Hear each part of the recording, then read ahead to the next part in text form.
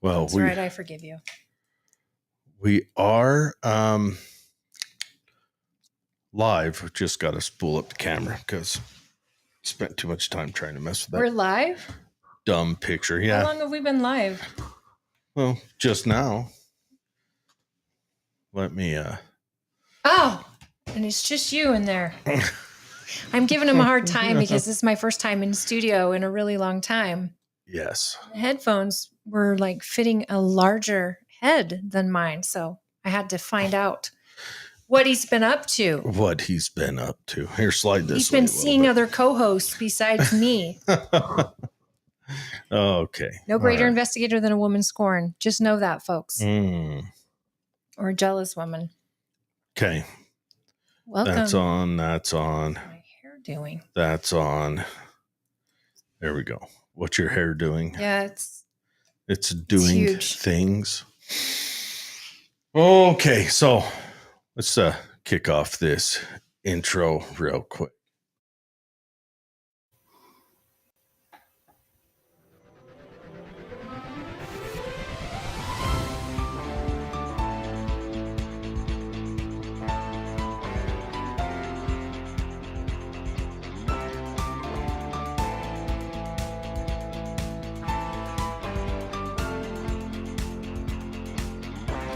Live from Utah's Wasatch Front, the pulse of the Mountain West, where the issues that shape your life meet the truth that sets you free. Across Utah, across the Republic, and around the world, welcome. This is KMMU.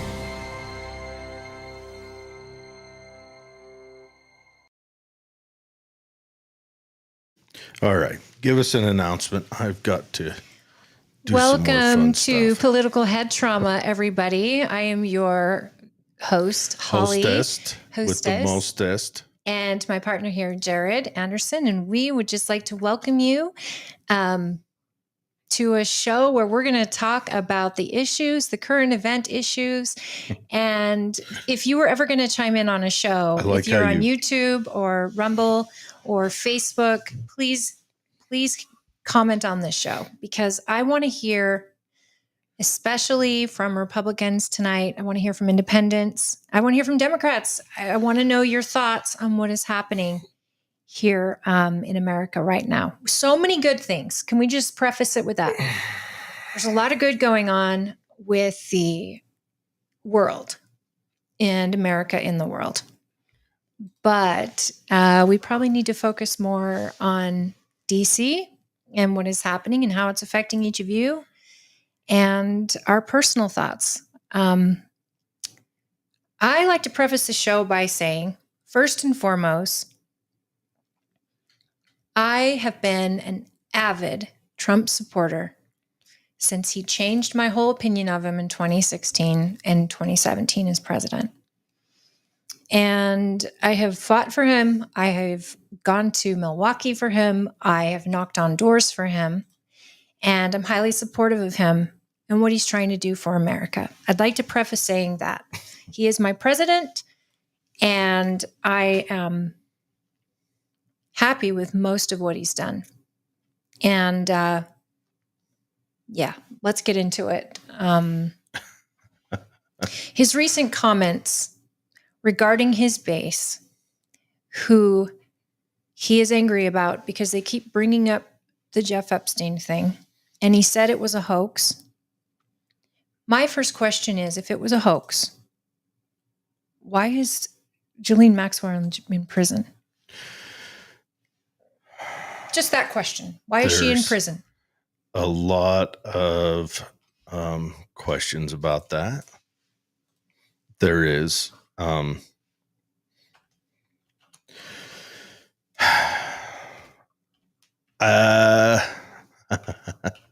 There's only one issue going on. That's it. What's that? The Trump Epstein stuff. That's the only issue. But yeah, carry on while I finish doing this. Well, we can talk about the positives. Lots of money coming into this country. Apple's just agreed to do more. They're actually going to work with a California-based precious minerals company, and they're going to try to do their production here in the United States. I don't know how that's going to affect your cell phone prices, but it's a good thing. How much money do you bet that they start off on that, but they end up in Vietnam or somewhere else? I'm not sure they're closing all of their production. I don't know how they could, but adding something to the United States is positive for Americans trying to afford these devices. Look, I'm not arguing with you at all. That's not like you.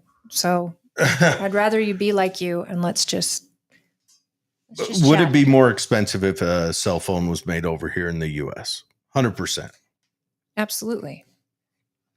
Just the cost of labor alone would make them probably $2,000 more. The labor, the I don't even know if it's as much the labor. It'd be the direct regulation and taxes. I'm saying labor because in China, where they build these things, they've created cities that are all they are all just Apple. All the employees, all the engineers, all the manufacturing, and their families live there. I mean, these are full cities of people that exist because Apple has their manufacturing there. Mm-hmm. And they're paying next to nothing for labor. Even their top engineers don't even make what they probably make what our United States average income is for their top engineers. Now, most of their design is happening here in the States because they do have a fear of technology being stolen, which is a real fear. Well, it's not just that, but you can also, with the regulations in the United States, you can drag out a product for a decade before you can produce it. And in China, how much time you got? You got weeks. Let's do it. And you want to change it? Let's change it. That's because China has a model where the government supports that, where over here, Adam Carolla puts it best. He says you've got talkers, people that sit around and postulate. And that's why California's not going to be building new houses in the burned up areas soon and all that. And they're dragging their feet. Some more stuff. A bill was signed in California that they can buy that burned up property and build affordable housing on it. So that's another thing why I think California's happy to drag its feet on that. I don't know. I think we're overwrought with government here. We're drowning in government. Still. And that's killing us. I agree. And I think for every restriction or regulation they put out, they should kill 3. I mean, Trump was on that set through his presidency in the first round. I don't know why that's not being more. Well, we're not going to be able to do anything or talk about anything if we don't talk about the elephant in the room and what Trump said. Was it yesterday? Or the day before? Day before, I think. And yet he tells people to drop it, to stop talking about it, yet he keeps talking about it. And if it was a hoax, I'd love for someone, Pam Bondi especially, who claimed to have the list on her desk, do you think describe how it's a hoax and who benefits and why? Why? Do you think she just got out over her skis when she said that? Or so I listened to a lot of conversation, and you got, of course, the Democrats are saying they're not releasing it because Trump's name is all over it. A lot of people, Alan Dershowitz's name is all over it. And he actually took it to court and fought, and he was Epstein's lawyer. So what he's been saying is he's done a 360. Or I say 360, I know it's a 180, but a 360 is a whole turnaround. He's done like a 4. Yeah, there's not enough degrees in the world. Yeah. So Alan Dershowitz came out and he said, I've seen the evidence only because I was accused, because I was on his list as his attorney. I've never been to the island or done anything inappropriate or seen it. So I fought it. And that means discovery. That means evidence has to be presented when you fight this. Dershowitz was also Epstein's lawyer and one of Epstein's lawyers in Florida. So when he did his fight and had discovery, he was privy to a lot of evidence, which was later then sealed by a judge to say, you cannot talk about this. Leave it here. You cannot go public with this, what you've seen here. And he is a lawyer and he's following the rules. So evidently that proves that if your name is on the list, like if it was Trump on the list, Trump then would have the right to oppose that and fight it in court and get the discovery he needs. But I think what Dershowitz said is that there's a lot of people on that list that should be called into question. Now, he also just said yesterday that we should let this go. That he also said that Epstein never made a list. That would be stupid. Well, not if his whole intent was to blackmail people. It wouldn't be stupid. Yeah, and did our FBI or our law enforcement recover the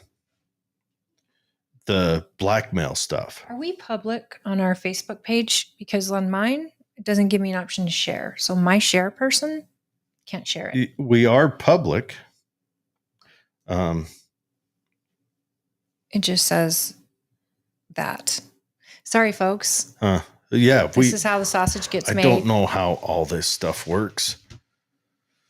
Would you just check the audience for Facebook just quickly? Well, this is Facebook right here.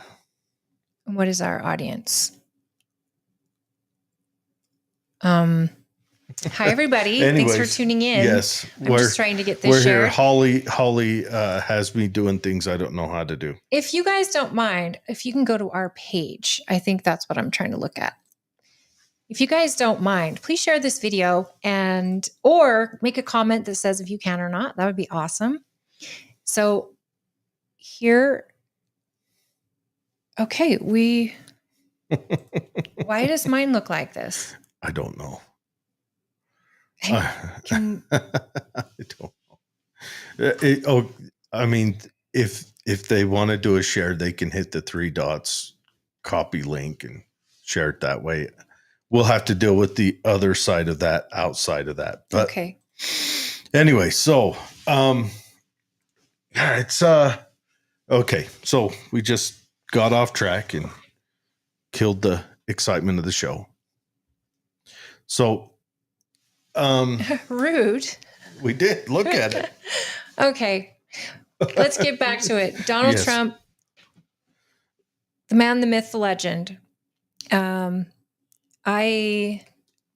as a Republican, I have questions. As a supporter of Donald Trump, I have questions. And as somebody who was at rallies and heard his commentary regarding this issue. Keep talking. I've got to go grab a beer.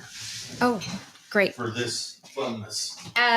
As someone who attended his rallies and I heard this issue came up and all the people on his panel and in his administration also brought this up. JD Vance brought this up. Hi, Jordan.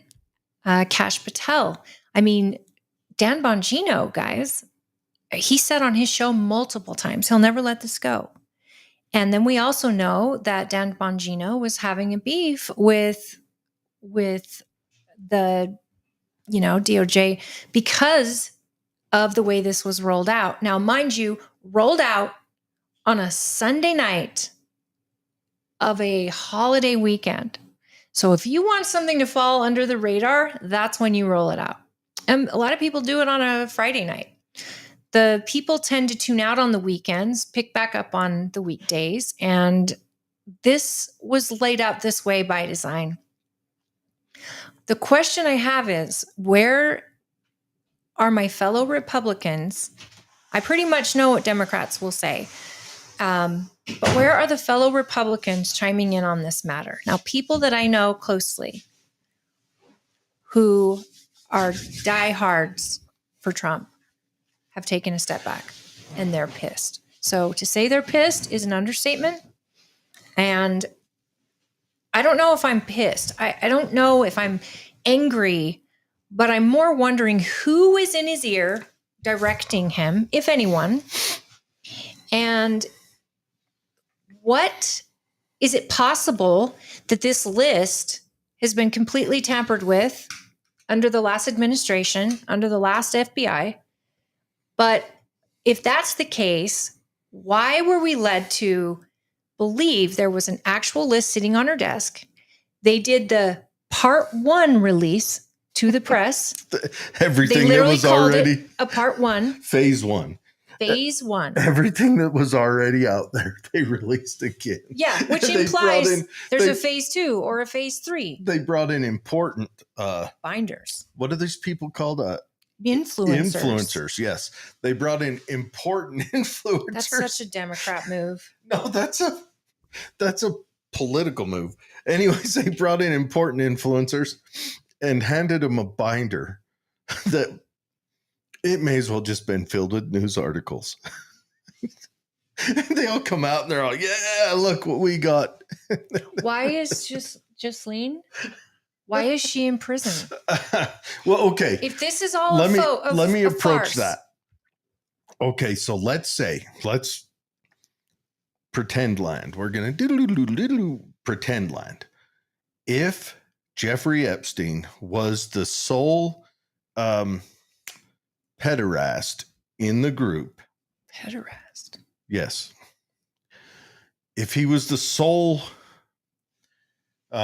customer of the wares, Ghislaine would still get 20 years for peddling the underage ladies or girls to him alone, because she would still be supporting the go-between. Yes. So she would still get that. So even then, but we don't know exactly what came out of her trial on the whole. Did she even do a full trial? Because it was a federal trial, so it was federal, right? Did she take a plea or anything? I don't know. And so that, like, all the information wasn't put out, and they could have selectively put out information that they wanted to put out, so that it would shield other customers of her wares. Sure. And my question too is, if victims ever wanted to be heard, now's the time to come out. I know that a lot of victims have stayed on the down low. Hell, one of them died. Well, she committed suicide. Yeah. That's Virginia Dufresne. You believe she committed suicide? Because there's a lot of people who are saying she was murdered. But again, this is what happens in a vacuum. They have to fill it. She supposedly got run off the road by a bus. The bus driver comes out and said, "Oh, no bus." The supposed bus driver, no bus hit her, or no one got run off the road. Was she in a car or walking? She was in a car, if I remember. And I thought she was walking. She might have been. And then she's in a hospital and she's saying, "I just want to say goodbye to my kids." And then she commits suicide. So her injuries were not that of what the accident portrayed per se. Like, I don't again, know. Here's what happens when when you're not transparent. People will fill the information in, and then you get misinformation. And that is not something we're trying to do here. We are just wondering, what the hell? And it's so crazy. You know, he brings up Russia, and he brings up these other, the laptop and all of that, and said, this is up there with that. They release a video from the prison that has obviously been doctored. Not doctored, but there's missing time. And say that no one went to his cell, but the camera outside his cell is not working. But here's the hallway camera, and there's 3 minutes missing out of the video. So roughly. What the hell? Release the stuff.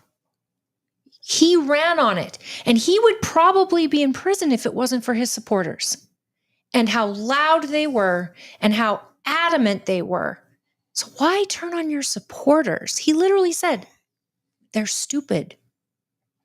I don't want their support if they believe this. Believe what? What you told us? The crazy thing is well, okay, to the build up to the election, you've got Trump talking about it. You've got Don Jr. talking about it. Yes. Kash Patel, Dan Bongino, everyone in his Pam Bondi's talking about it. And then you get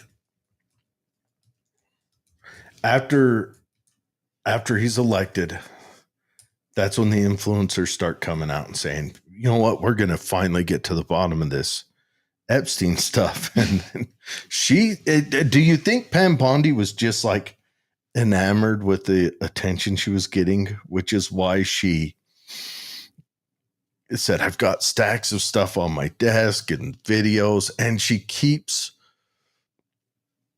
kind of doubling down at every turn, you know? She also implied that there was wrongdoing on behalf of the New York FBI office. Yes. With this case. And she keeps doing all that.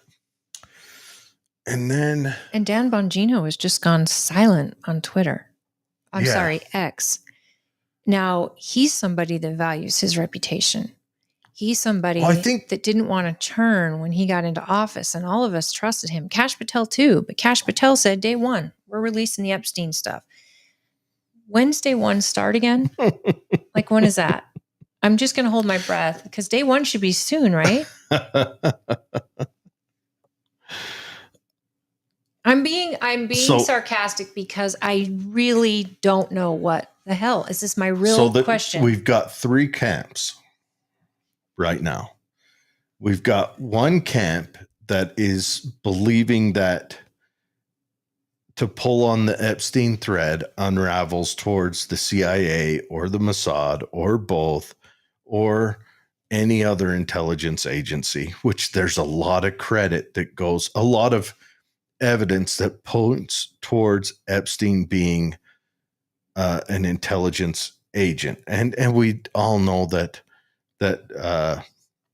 Donald Maxwell, Ghislaine's father, was closely related to intelligence as well. Would that be with the Mossad or with our nation's intelligence? All of them. He was integral in Iran-Contra, which Iran-Contra, for anyone who doesn't know, picture a geometric symbol that pointed to all of the different countries: Iran, Israel, United States, El Salvador, and the USSR.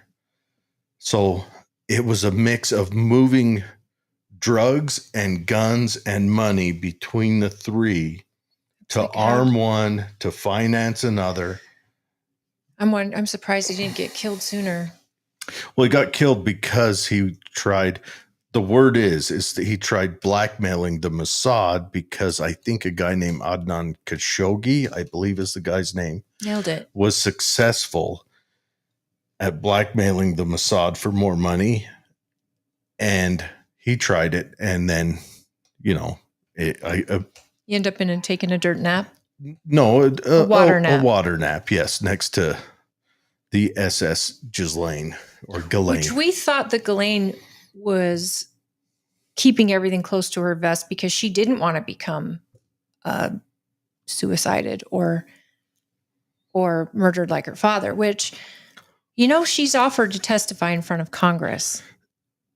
And that's huge. Sure. But they're not taking her up on it. Will she also just testify what she's already been convicted want her to say?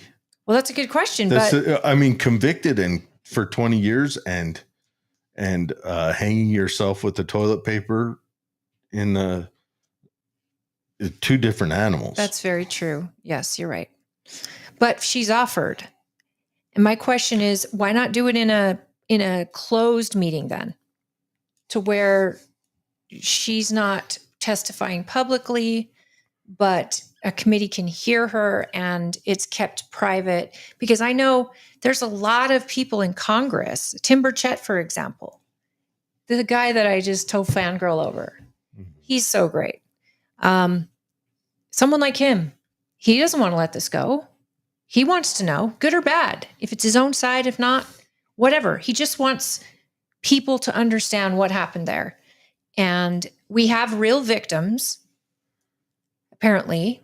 And she said she saw a list of the victims. She saw videos. Yeah, Kash Patel and Bongino said, we never saw videos.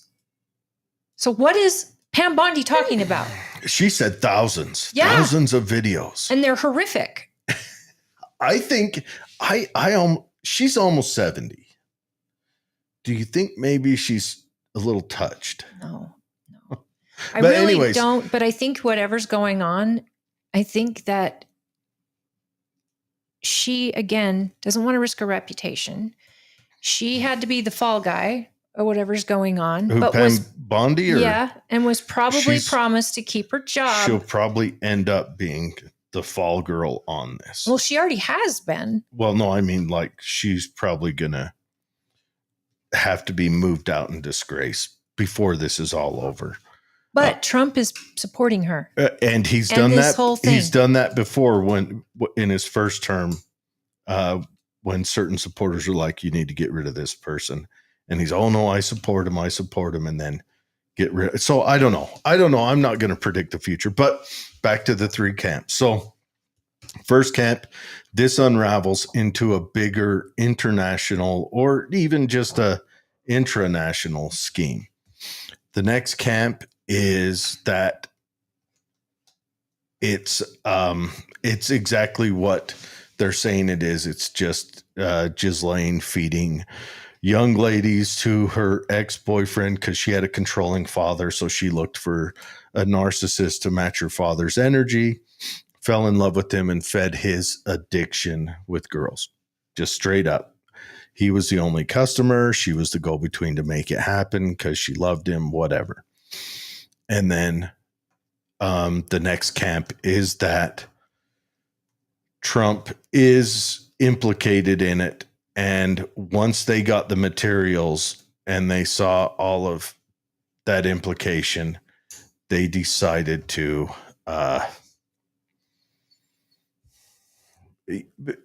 lay it down, hide it, whatever. And why ever the Democrats didn't release it in between could be that it implicates a lot of people. We do know there's a story that came out, I think, in Vanity Fair that said Epstein had a young lady that he had groomed. And then when she turned 20, he introduced her to Donald Trump, and Donald and her was dating. This when he was like 51. I don't know how legitimate all that is, but that's the problem. We don't know any of it. We don't. And we've also got to remember is Trump he didn't come out of the blue. Trump's been a known entity. He's been a known playboy, real estate guy. Before he ran, but he was unknown in politics and untested in that. And so he comes out of the blue, and we don't have the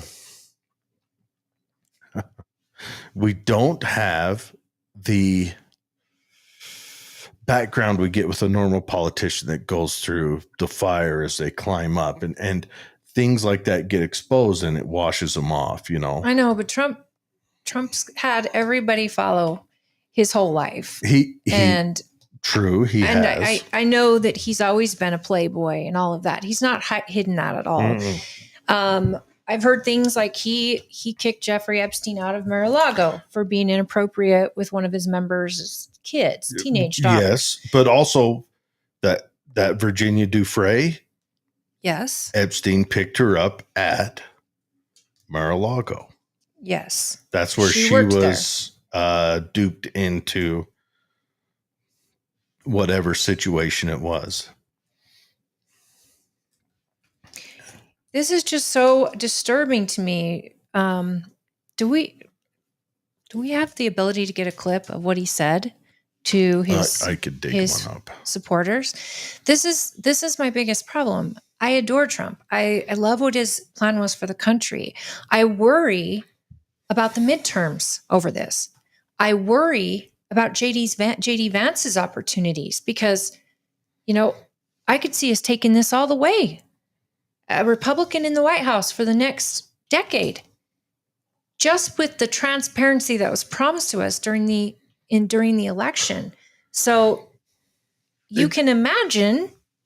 JD Vance has to be right now going, there it is. That's this. Well, right now, we can plan on the Democrats are going to dominate the midterms, even though they're losing support. Democrats have lost some support, but people are cut so deeply by this. But the Democrats are losing support, and both sides are. I was listening to, I forget the lady's name. Anyways, I was listening to her, and she says, we're in the middle of the Democrat Tea Party movement, where the Democrats are moving further to the left. They're radicalizing left. And the Republicans have been radicalized to their side. So, I mean, I think it was right. Okay, let's see. How long is this one?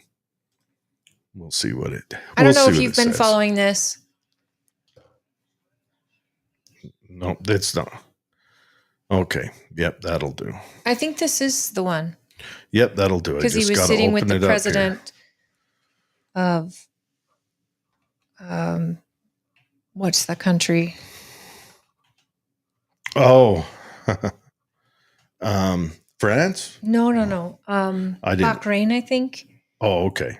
And that guy's got he's amazing in English, and he speaks clear as day. He doesn't seem like he even has an accent. Yeah. We're just that first one. Mm-hmm. Okay. Sorry, folks. I just want you to. First, we gotta settle for the commercial. Ugh, what kind of commercial was that?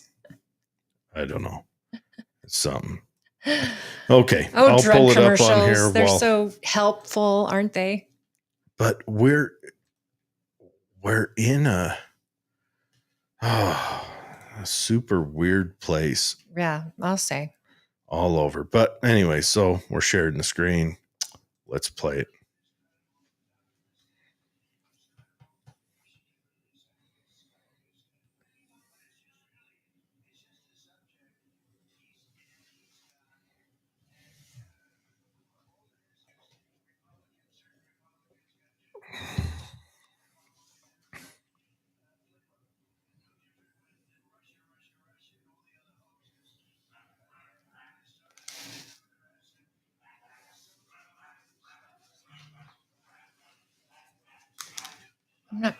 I'm not hearing sound. What's that? I'm not hearing sound.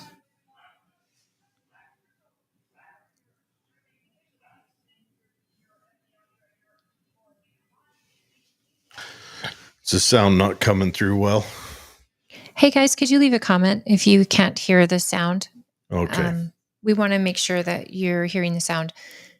I don't hear it, but I could have it muted on YouTube. Oh. So just put it in the chat. Hey, Jordan, can you hear the sound on this video? Of course. I am the ultimate at not knowing how to drive this equipment. And it's crazy that I am in charge of this. Who put me in charge of this? The sound thing right there. Maybe let's try that. Give us a thumbs up if you can hear, okay? Jordan, I'm counting on you. Okay, so that's on. Also share audio. It's on. Okay. So let's hope. All right. This one. Who put me in charge of this? I don't know, but I couldn't do it, so I'm glad you're here. Uh-huh. Okay.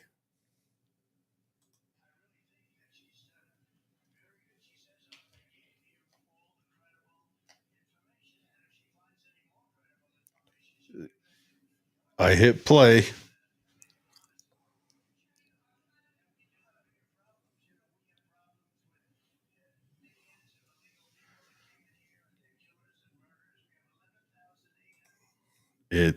I'm not hearing sound on it again. Okay. And he's not hearing it either. Yep.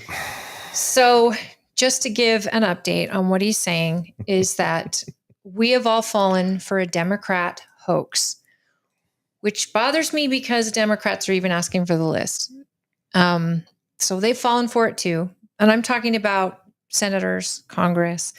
They want the list too. And the guy that, if it might tip over and capsize, if you send military into Guam, who's that guy? Oh, he did a song in his office about releasing the list. And I keep thinking, who helped him with this? His staff is probably just like, oh, please don't release this, bro. It's hilarious. But if Democrats want to know just as much as Republicans. Oh, of course. And we've all fallen for a hoax, according to Trump. And there are so much more important things that are going on. He's had one of the best weeks in presidential history, the last couple weeks, with progress and things that are happening. And all these good things are getting overshadowed by this Epstein news. Again, I mentioned why you were gone. The news was released on a Sunday night of a holiday weekend. This memo by Pam Bondi, who, according to sources, say she didn't even sign it. Her name's not on the memo. Really?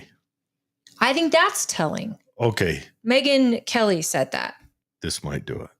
Tonight, President Trump lashing out at his own supporters amid the ongoing Republican outcry over his administration's decision not to release Justice Department files related to convicted sex offender Jeffrey Epstein. I lost a lot of faith in certain people. Yeah, I lost because they got duped by the Democrats. The president dismissing the interest by some in the MAGA world in Epstein as a Democratic distraction and chastising those supporters as, quote, weaklings. It's all been a big hoax. It's perpetrated by the Democrats, and some stupid Republicans and foolish Republicans fall into the net, and so they try and do the Democrats' work. They're wasting their time with a guy who obviously had some very serious problems, who died 3-4 years ago. I'd rather talk about the success we have with the economy, the best we've ever had, and all of the things we've done, including in the Middle East. But the demands for public disclosure of Epstein-related evidence originated with some of the president's most outspoken supporters, some now serving in his administration, like FBI Director Kash Patel 2 years ago.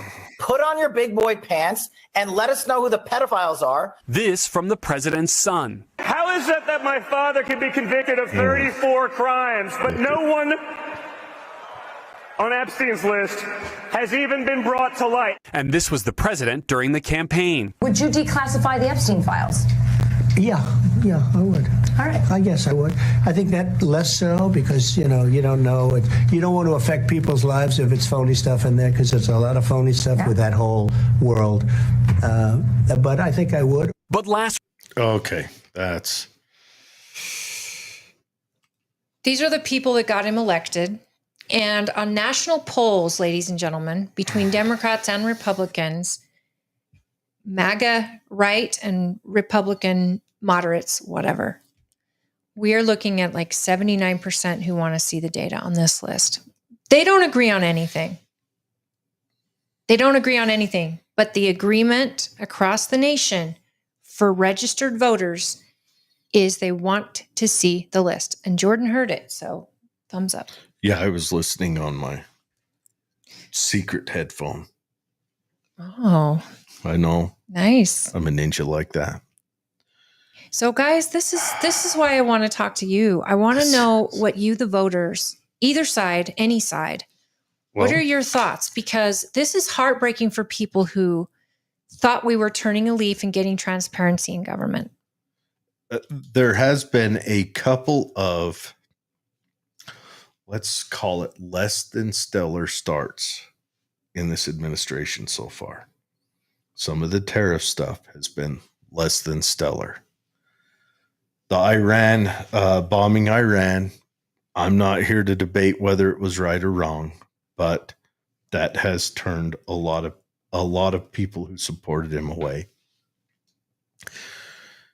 Some of the people that were Tulsi taken. Gabbard has gone radio silent since then. Yeah. Like I said last week, it's almost like she's being pushed out. Or she's just sitting and shutting up. I don't know how I feel about it. There's a lot of, you never know what information you hear, whether it's real or effectual. Like Iran smuggled out its whatever, it's uranium, plutonium, uranium, it's whatever. It smuggled it out before the bombing, and then Iran gave a token response, which it sounds like word is Iran called us ahead of time.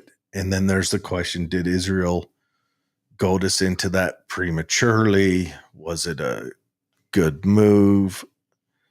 And you're almost being called anti-American, anti-Israel. Yeah. If you even ask, is it possible that Epstein could have been working for that government? And yet, Tucker Carlson has said, you should be able to ask a question. This is America, and it shouldn't decide that you are anti-Semitic because you asked it. It has nothing to do with Jewish folks. It's hilarious that nothing.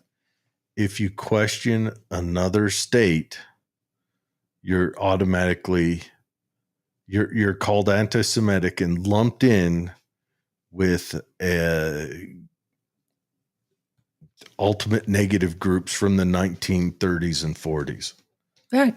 And so you can't even question if another state is a benefit for us to work with or to be involved with. The election was a mandate by the American people. And this was top of mind when people were voting. Transparency. All we have is perception from what we can see down here in the cheap seats. And all of you and your perception. What did Chris say?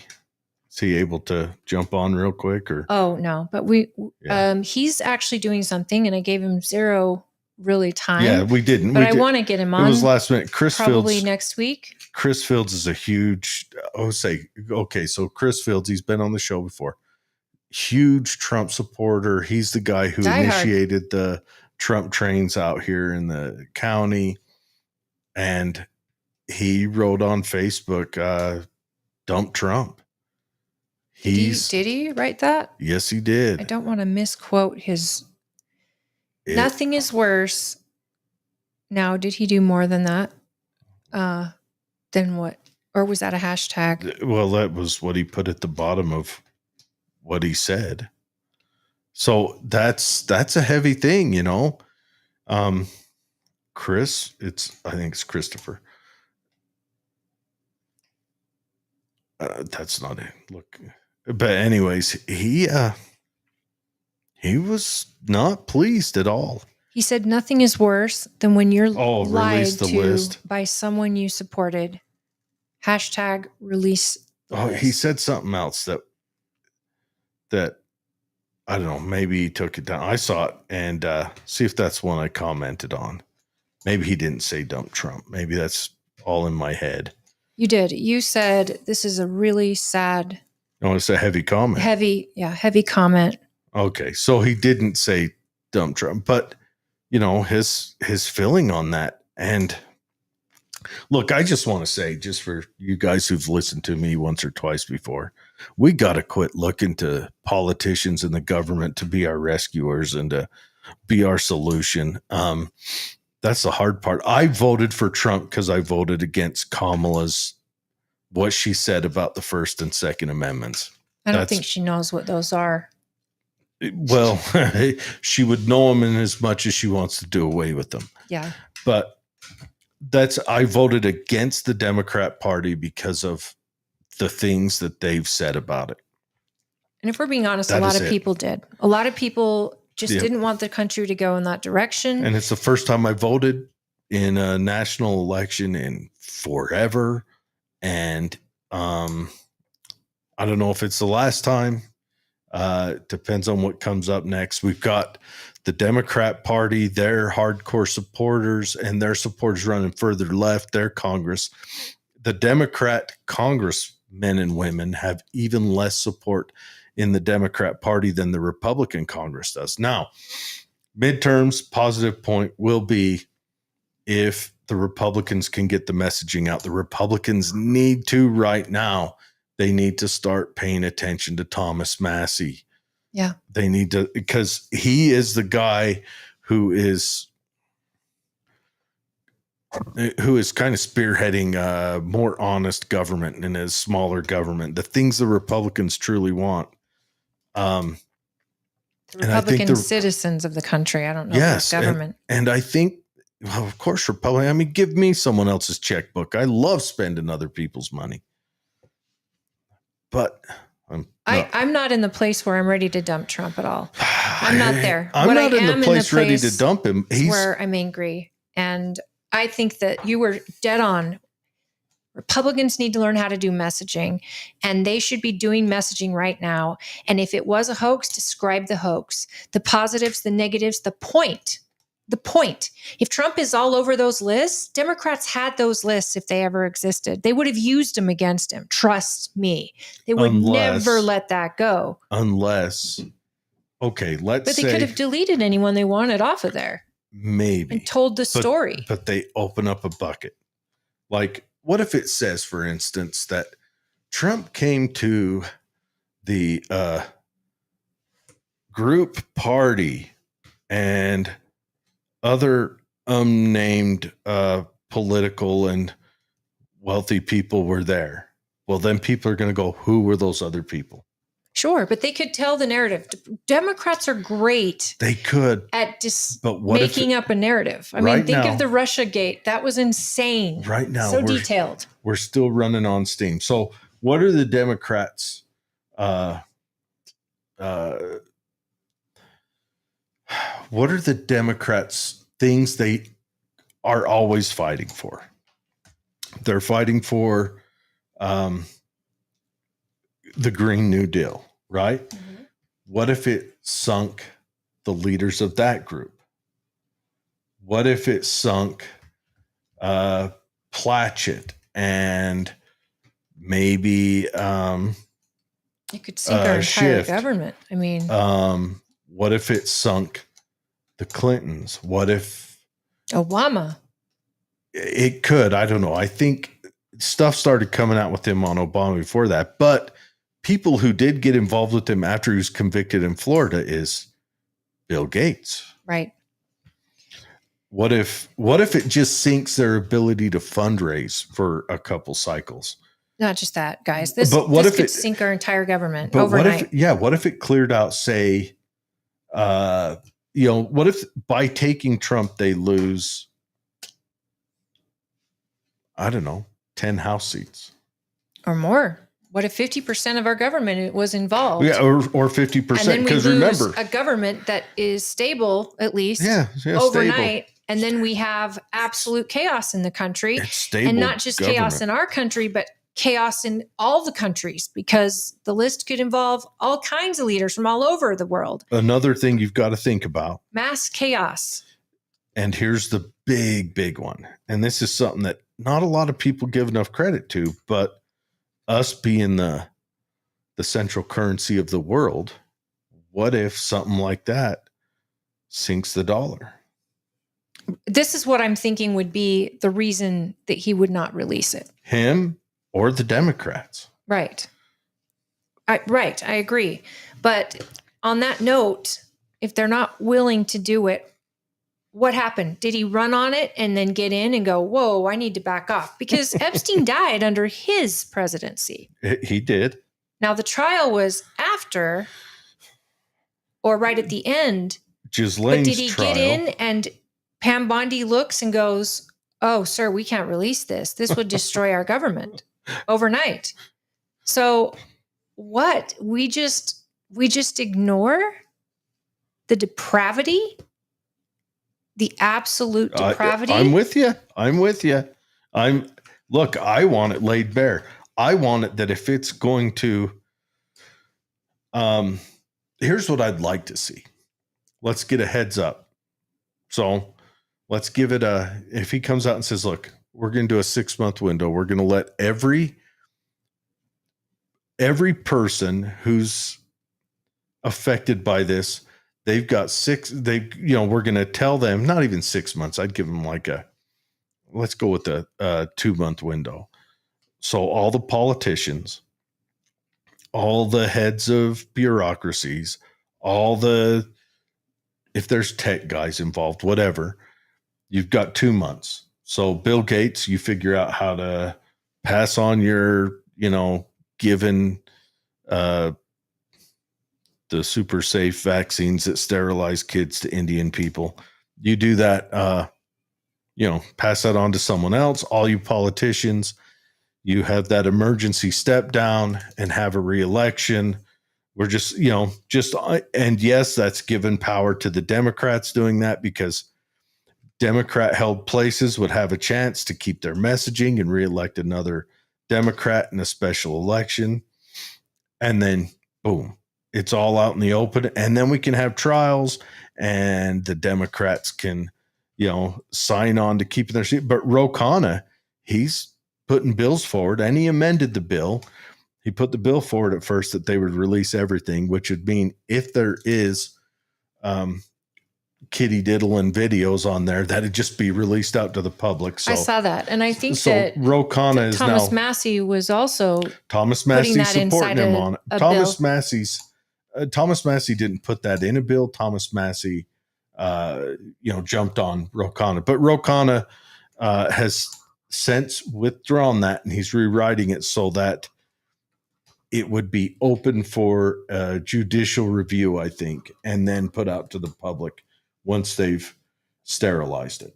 I think anybody who's on the list, if there's a list, which I know there's a list, folks, we got to know. I mean, they wouldn't have talked about this for so long. Was he just blackmailing people, or did he just have an affinity to party? Oh, he's definitely blackmailing people. He had way too much money backing him. But way what too about much. that He comes guy? from being a teacher with no college, a teacher, to being a billionaire. Yeah, being in What? charge of Les Wexner's. That's the key to his fortune is Les Wexner, and that's what ties him to Israel as well. Because What's Les Wexner? Les Wexner is the guy who owns Victoria's Secret. Okay, so he was tied to him. How? He became his financial manager and his power of attorney. That's how Les Wexner gave him that big estate he had in New York, Manhattan. That's big the largest townhouse. one in It was. New York. It's not anymore. It hasn't been for quite a while, but at the when time he it had was. Les Wexner gave that to him. Les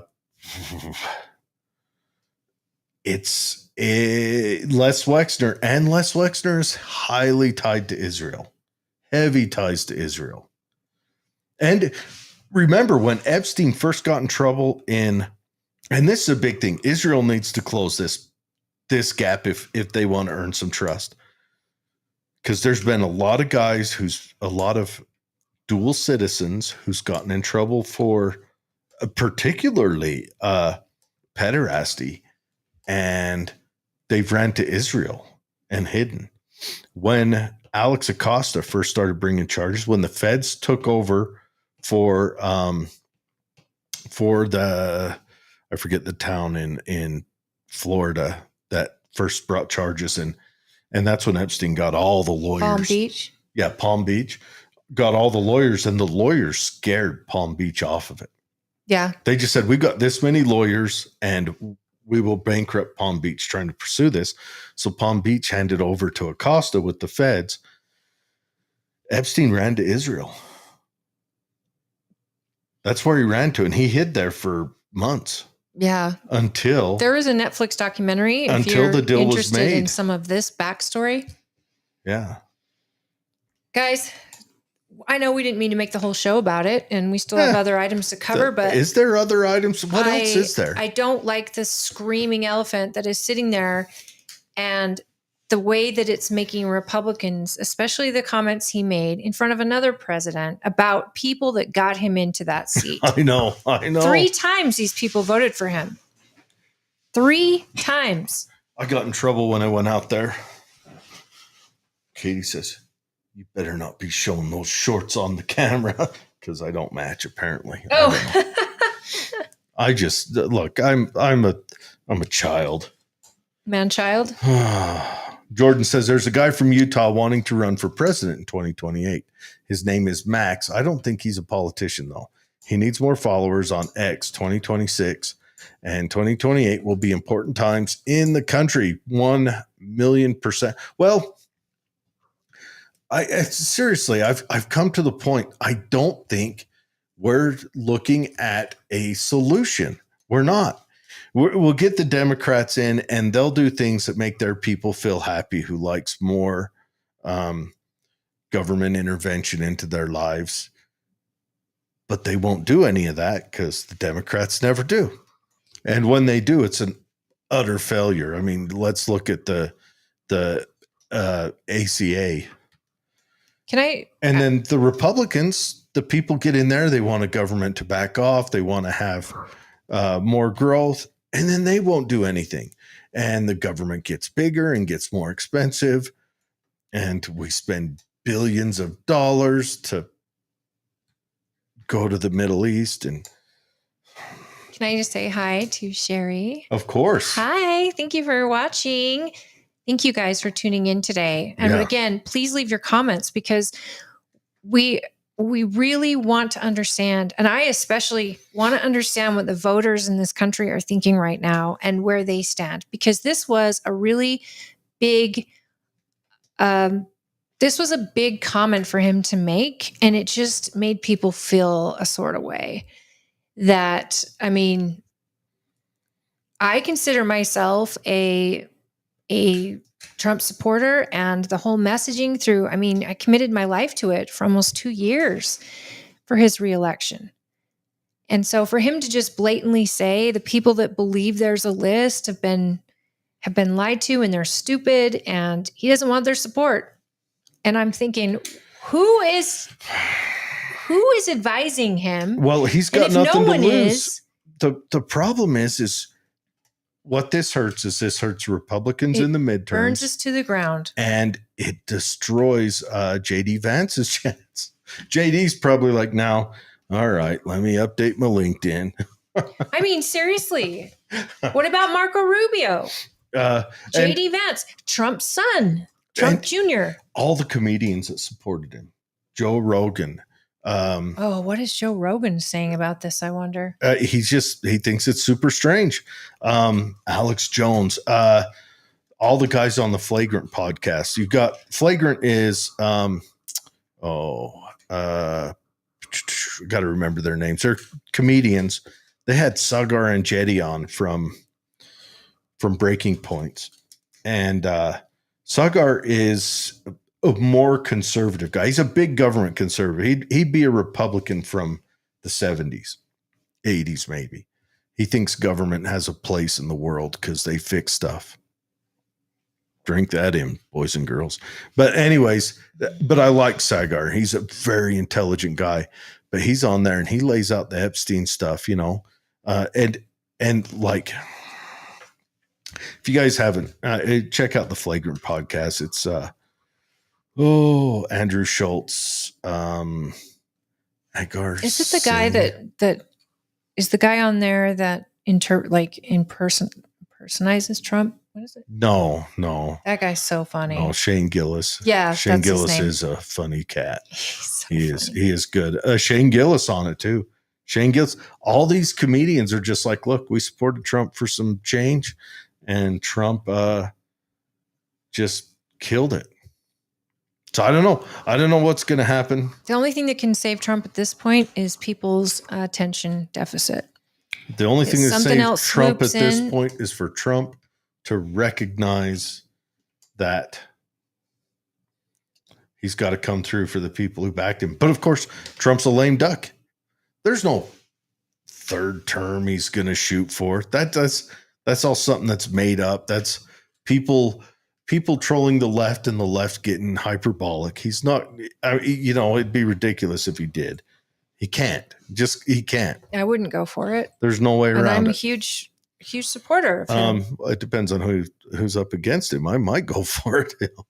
But, I mean, I might just say, ooh, that guy's kind of scary, But, hey, I said before, if this mandate is gone through now, like the voter mandate before the election, as a Republican, if we just saw more of the same, if my own party doesn't pull it together and make crap happen for the betterment of this country, as promised in all their elections, I don't know that I could continue to be a Republican. Well, and this, you going to join the Libertarians? There are so many good things happening, but like for the budget, for example, they cut $9 billion. Yeah. $9 billion. No, they cut $9 billion off of what they expected to grow. Right. This is crazy. $9 billion. That is the first time. Elon must be just like, oh, I'm so glad I gave all my life and my business and everything. When Trump ran Elon off and Elon made that announcement on Grok that his name's all over the Epstein list, that's when the Epstein list fired up again. Yes. I don't think it would have been even a notion had Elon not done that. Oh, no. I think people were just getting adamant because they were given phase 1 and were anxiously awaiting phase 2. I know the people that I listen to and the podcasts I listen to, they haven't let this Epstein thing go at all. The Elon thing was just it was out of left field, and it did bring it back to the forefront. It was crappy of him to do. But, he just said he changed his phone number. Did you see that? Elon did? Yeah. He said he had to change his phone number because Trump and Johnson were blowing him up all the time on his phone. So he changed his number. Jordan says, yes. I think as a libertarian, insulting those who voted for you is bad. It's just bad for Republicans, honestly. The libertarians should take advantage of this opportunity to increase membership. They should. They won't. The libertarians will have an opportunity, and they will find a person who it's terrible. The picture of them is perfect. If you just look at a frozen picture of them, and then that person will open their mouth and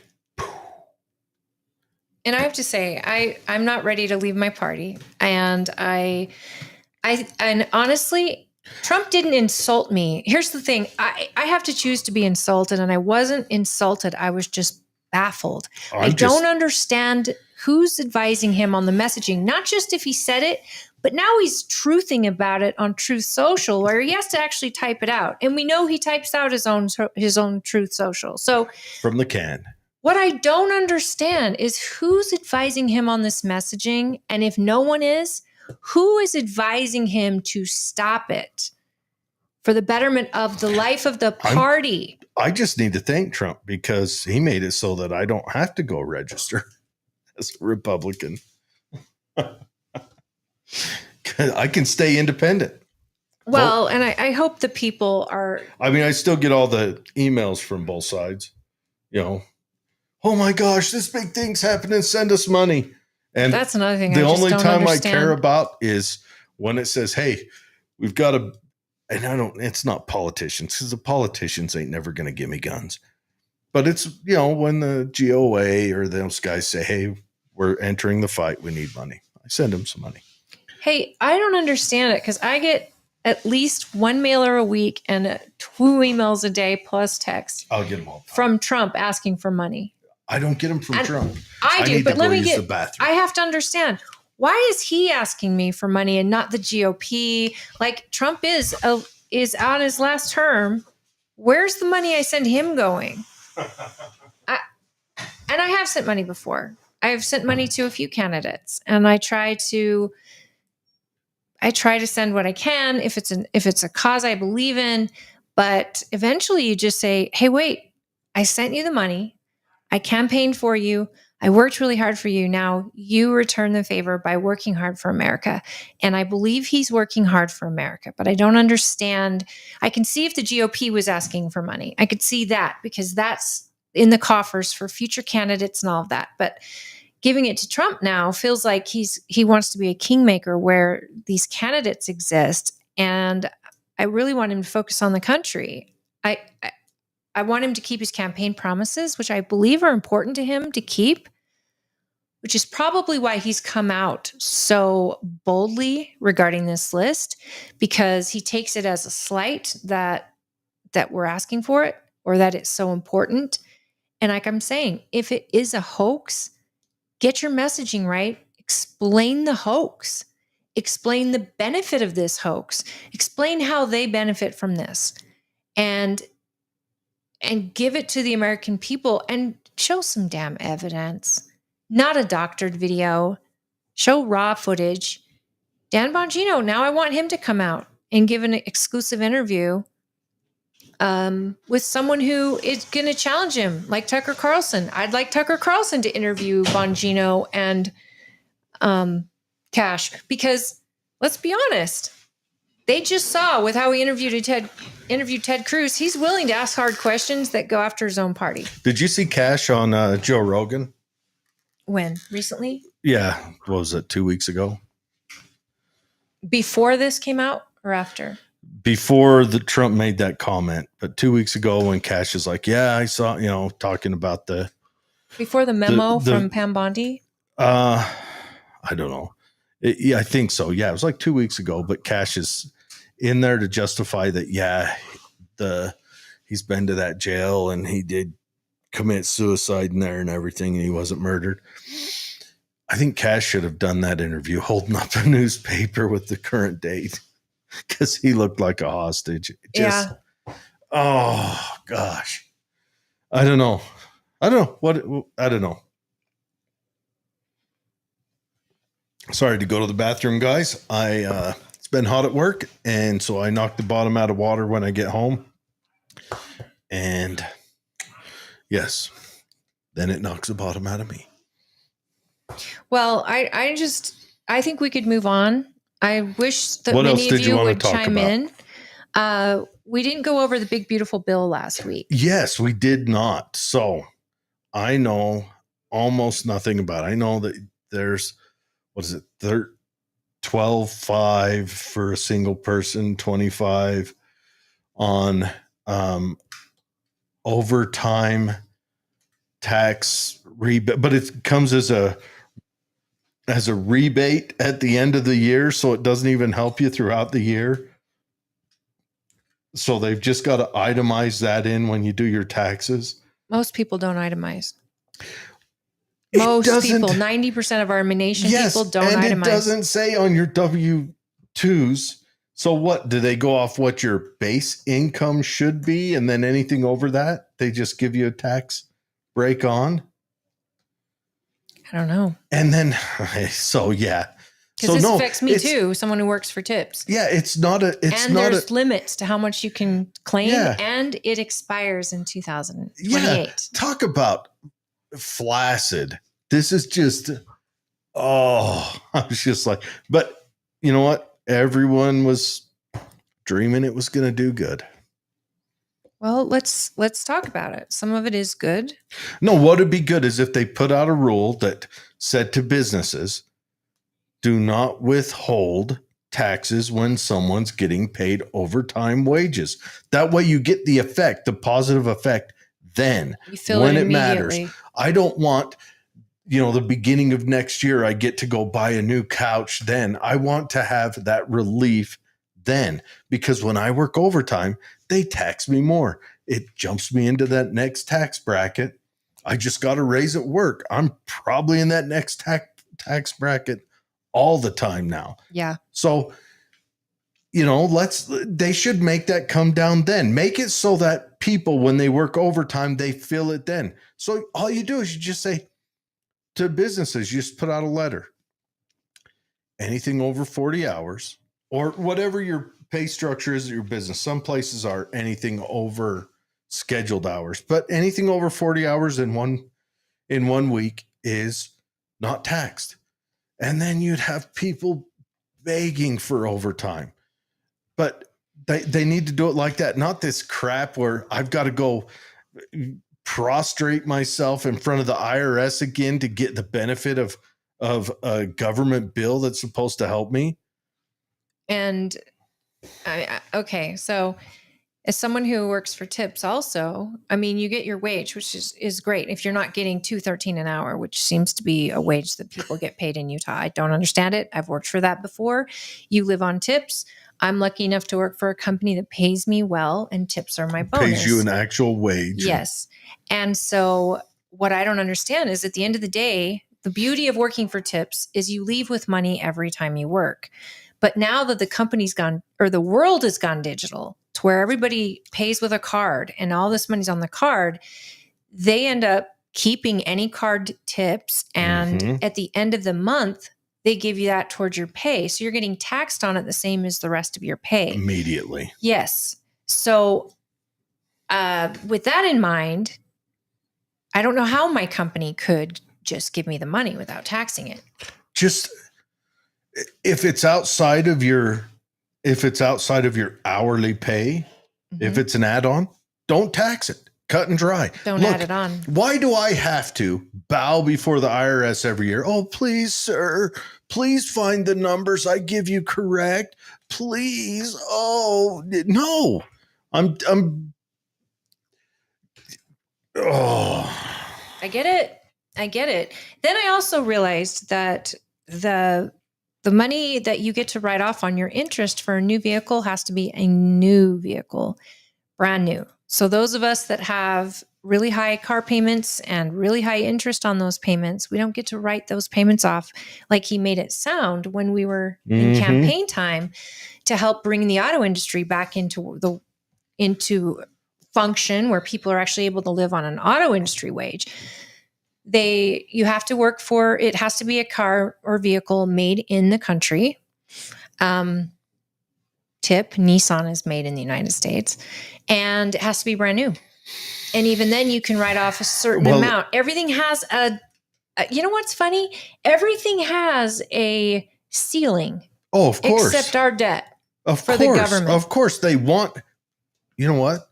You want to talk about people who touch people unwantedly or government. So, but no, here's another thing. That's what Cash for Cars was. You know that, right? Yeah. It was just a gambit to try to get people to buy more new cars and bolster that industry.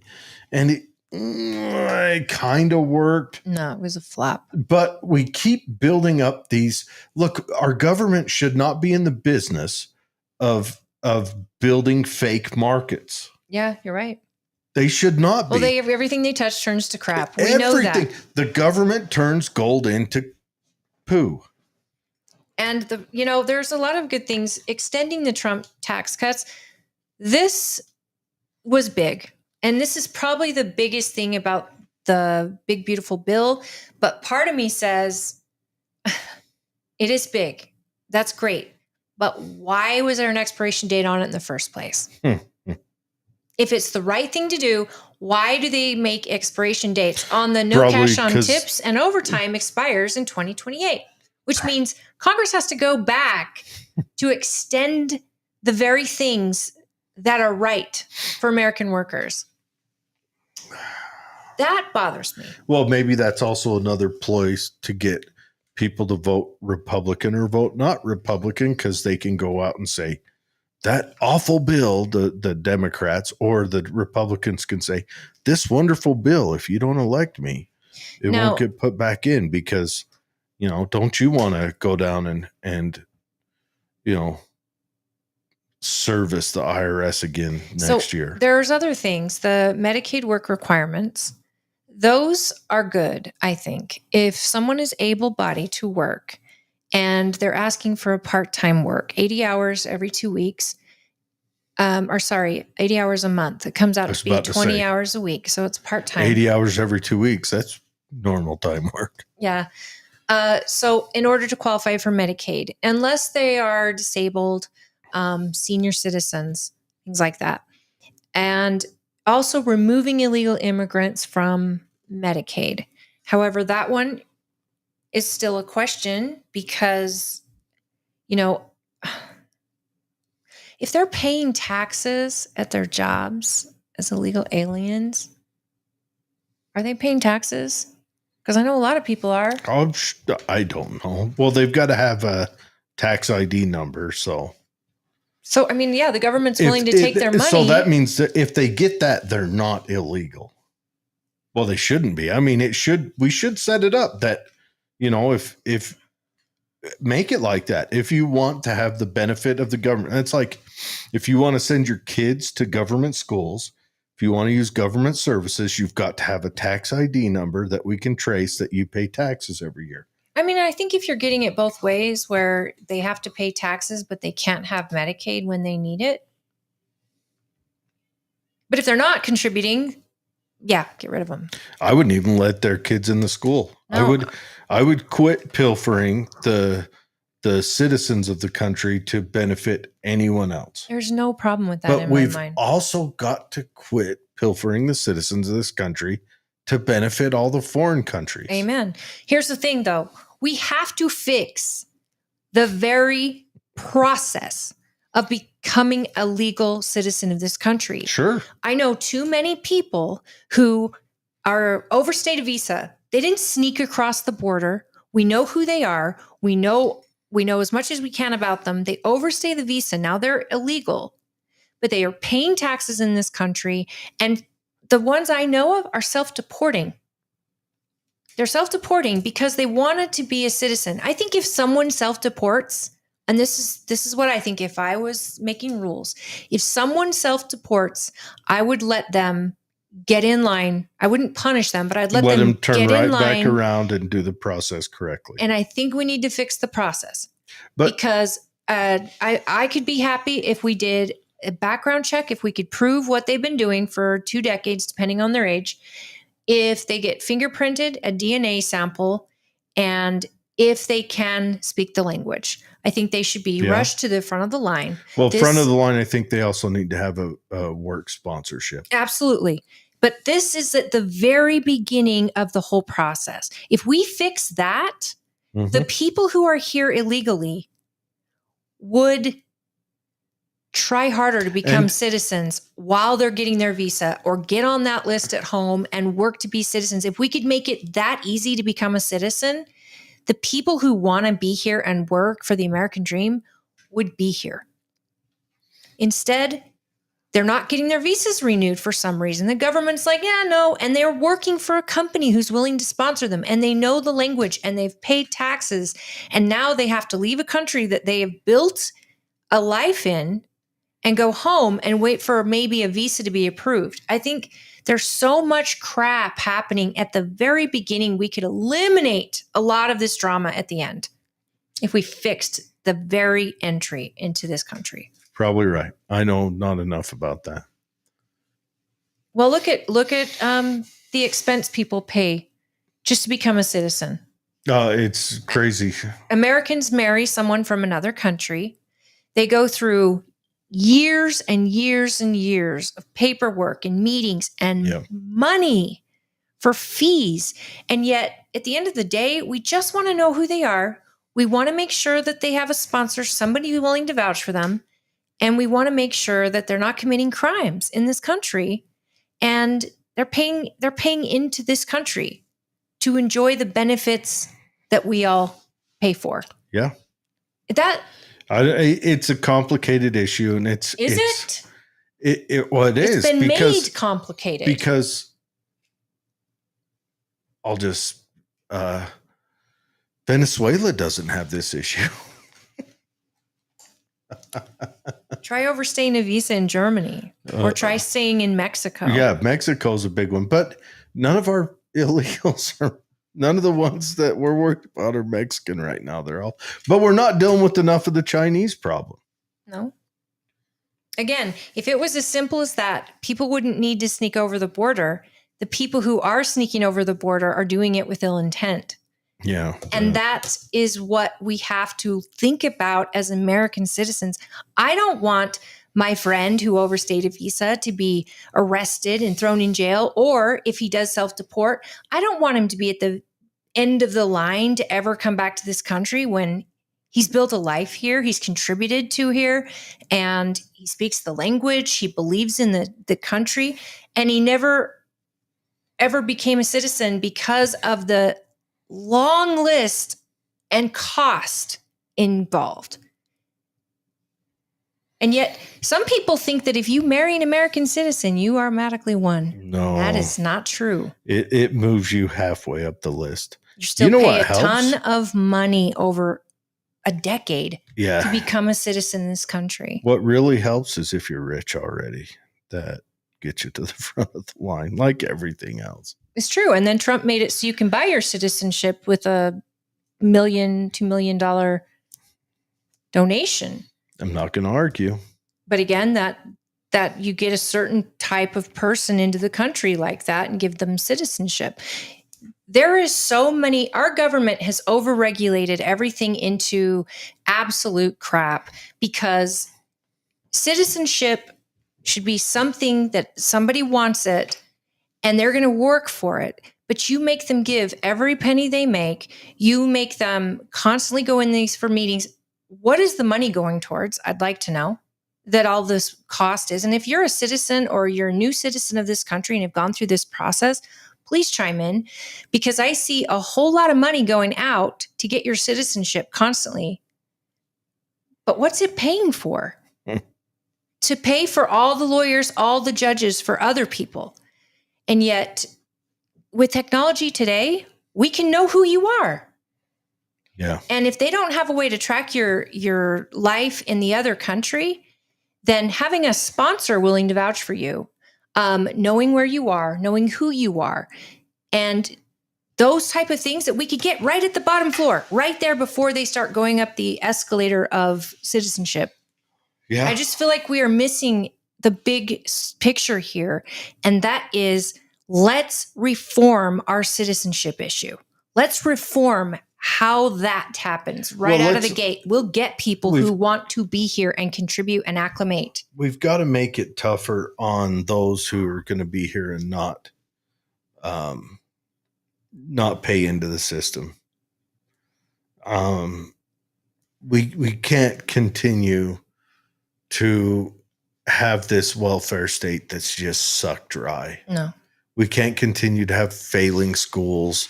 Again, so next month they've got the meeting to talk about how they're going to raise our taxes in the county next year. And I go back to that conversation we had with Spencer last week. And I know I was a little hard on him, but seriously, he's like, oh, well, they didn't raise taxes for 20 years.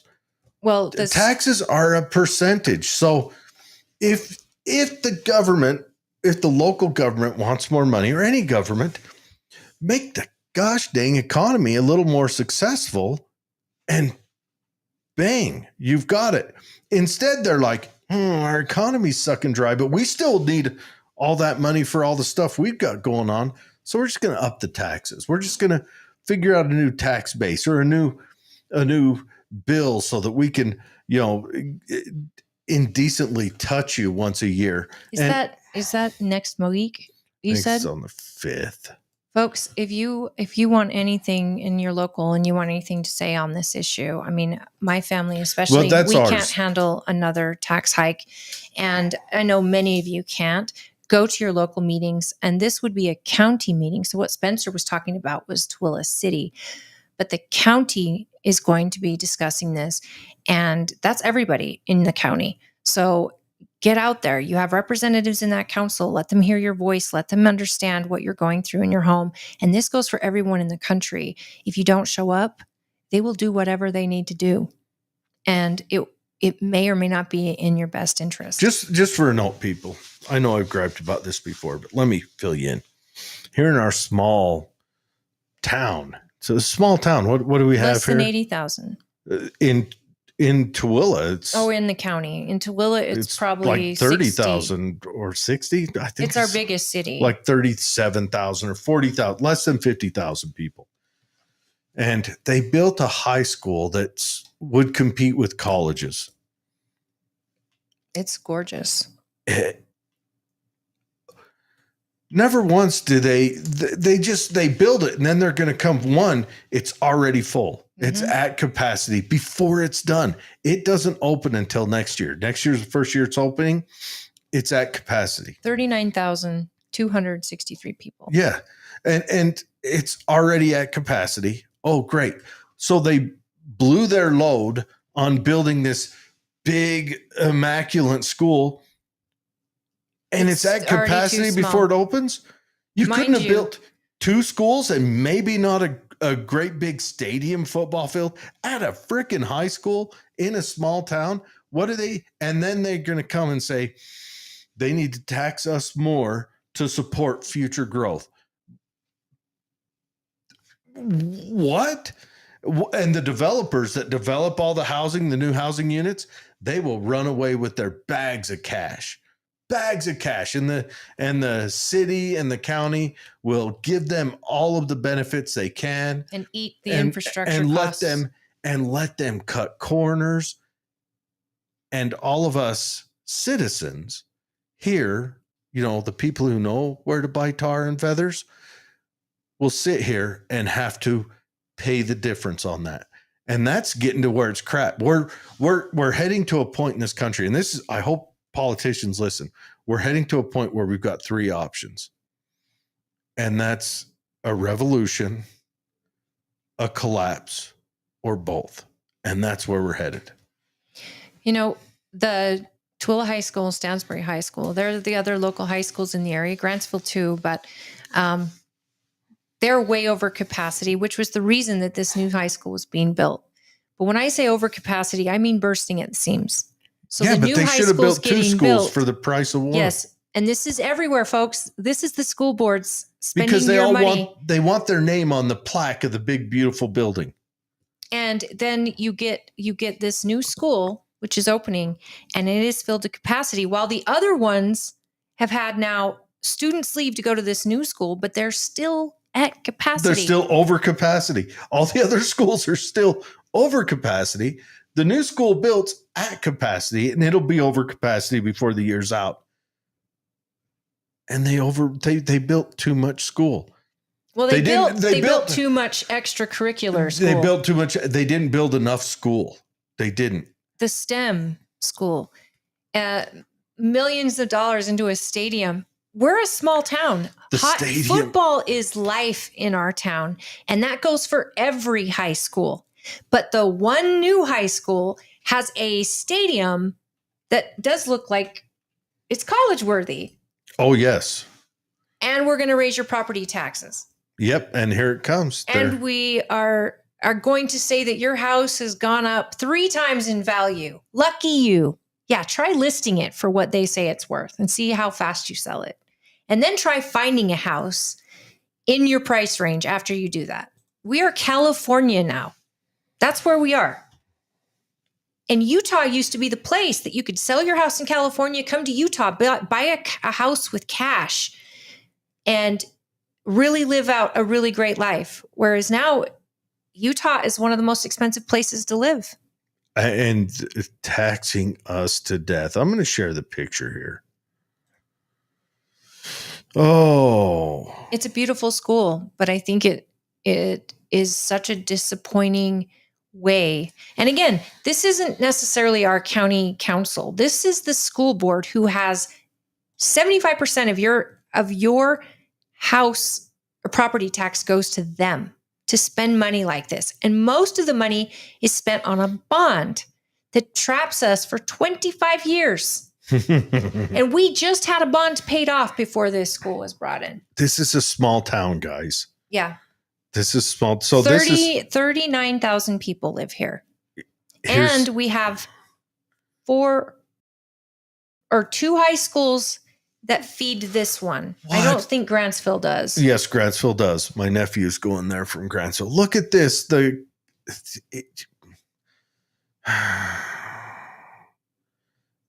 Unbelievable. And They are coming at us next month. Unbelievable. Next month, we get to go to a meeting to talk about, look at that field. Look at the size of that. We get to go to a meeting next month to talk about how much they're raising our taxes. This is county taxes too. School district taxes, which is county, but it's property tax. Yeah, they're going to be raising our taxes next year. And how much is it? 8%? Don't know, but it's going to happen. And then the city and the county are both going to raise taxes. I mean, and this is just going to be every year for the rest of our life. They're just going to keep sucking more taxes out of us. Eventually it'll be the exact opposite. The state will get paid when we work, and then at the end of the year, we'll go in there and show them a work slip, and they might give us a couple of shillings. So the problem I live in an unincorporated area, which one of the benefits I loved about that was I paid one entity. I didn't have taxes going up all the time because I was in a city that also was trying to raise taxes, and that didn't matter. I live in a part where we have district that gets a taxable district. Now, they keep going up and they go to the max every year. But thankfully, we get enough people to show up and remind them that you're spending money on crap we don't need here. And with property taxes raising as high as they are, we don't want another taxing entity. Now, Tooele City, and what Spencer was saying, if they just did a small tax every year to accommodate the rising costs, or don't raise a tax, but to go 20 years without paying any or without raising taxes is also crazy. No, to go 20 years without raising taxes sounds 100% legitimate. Well, it doesn't make sense because you still need law enforcement for a growing city. Law enforcement is covered 100%, by taxes. 100%. So you, as the city grows, more taxes come in, more law enforcement gets paid. It's a percentage. So what you do is you make it so your economy is healthy. You make it so that the people in your city make money. How? You make it so that. How does a city do that? You make it a place that people want to start business. Yes, they're doing good things. The Tooele Technical College and having the Utah State outreach there, those are great. And those are also private entities that get paid. They should build themselves. I agree. You don't build a school that has that much wasted space. And you also don't bring in businesses and then give them a big tax break. The school that your daughter and my niece go to has zero wasted space. You're right. And that's a private charter. You don't build a school that has that wasted space, and then you turn to all the people who are suffering under the yoke of the government, and you say, we're taking more. You don't do that. I agree. And that's what we continue to do. It's killing us. My question is the city or is that a county issue for that school? That school would be a Tooele County School District. Because I mean that was an argument. We needed another high school. We needed a junior high. All these things were needed. We are building 2 schools on that bond. The junior high is right by the high school in Stansbury. Mm-hmm. Much needed. But like you said, the school that I chose for my kids doesn't have these elaborate sports. They don't have, they focus on STEM. They focus on education, which it's actually 2 schools. It's a middle school and an elementary school. And they only have one gymnasium in there. They keep it small. They keep it tight. They have classrooms. It's organized on a grid. They don't have big, broad open spaces to, waste your money and open up the kid's mind at the kid prison. I don't care how beautiful you make it. It's still kid prison. All it is so that we can send the mothers off to work so we can tax each family twice. I get it. Let's make it what it is. Paint the sucker gray, make it drab. When we used to do that, the kids learned more and could read. Now you make it immaculate and they can't read. Mother flowers. Well, sports is a big deal, and that's the problem. Sports isn't going to get you through life. as an adult, you've got to have Twilla reading and math skills. Twilla and Grantsville both has football fields. Yeah, and they're highly populated. The town comes out. The town shows up. Now, I keep thinking about Delta. Delta is a small town in Utah, and I went to an event there, and I was blown away at the high school where this event was having. And you remember, you were there. Yep. So the Special gymnasium election for the basketball team, amazing. Football, I didn't get to see the football stadium, but I guarantee it was really nice. Mind you, it's the only school in the whole city. It's not just everyone in the city shows up to games. Not just the city, the whole region. Yeah. Like we're talking almost like in Utah, it's a fairly large area that school covers. So that school has a lot of students there. Right. And they built it for the amount of students they expected. Mm-hmm. And because it's the only school, the sports is built so the whole town can show up and attend. So there's a lot of seating for basketball, a lot of seating for football. I can understand that because it's filling a need in the region. And it's a number of different cities feeding that need for the one outcome. Different little towns. But it's... This one, you've got a township like Stansbury Park, which isn't a city. Mm-hmm. It's Tooele City. You've got Grantsville Stockton, City. And then Grantsville has their own school. Point. But Grantsville kids, that was open to anyone in the metro area for using language. My kids wouldn't have qualified. The kids that were allowed to go there, and they're trying to set the boundary. So you had to have an address that fit a certain boundary or you couldn't go there. Well, my nephew lives in Grantsville. Well, maybe used an address that would work. No, because I have an address that would work if I wanted my kids to go there. It's a large boundary, and maybe they made it that way so that they could populate it real quick and not have us, I don't know, schools are full, buying tar and feathers or staking politicians to the ground. Because if they didn't, if they built that great big monstrosity and then went to the whole school district and went after them hard, and people in Grantsville said, "What? You're coming after us this hard for something we get no benefit from?" Mm-hmm. Do you imagine what that would look like? Well, and then on the grand scale, they do get a benefit because we'd have a better educated populace, which is such an easy cop out. But that's why senior citizens are paying for this school. Look at this. That is not enhancing education. You can put lipstick on a pig. It's still a kid prison. But there's a beautiful atrium. To do what with? To try to slough? All that empty space. You could do that whole floor and add all these other classrooms and just make it a 3-level school. And what's with this? Is this like a little mini classroom or so kids can sit on stairs and watch other kids eat? Is that like the bullies get to sit up at the very top? Or is it the unpopular kids are forced onto the stairs? You know what? We're just hangry, probably. But the truth is, there's a lot of people that feel this way. We love the school. It's beautiful. We're happy to have a school in the county that reaches the need. It's just the excessiveness of it and the bonds that have been taken out in the name of schools in this county. And I mean, the pretzel that people have to twist themselves into to explain why we need this school and to look like this. It's just hard. It's hard because it affects every single one of us that own a house.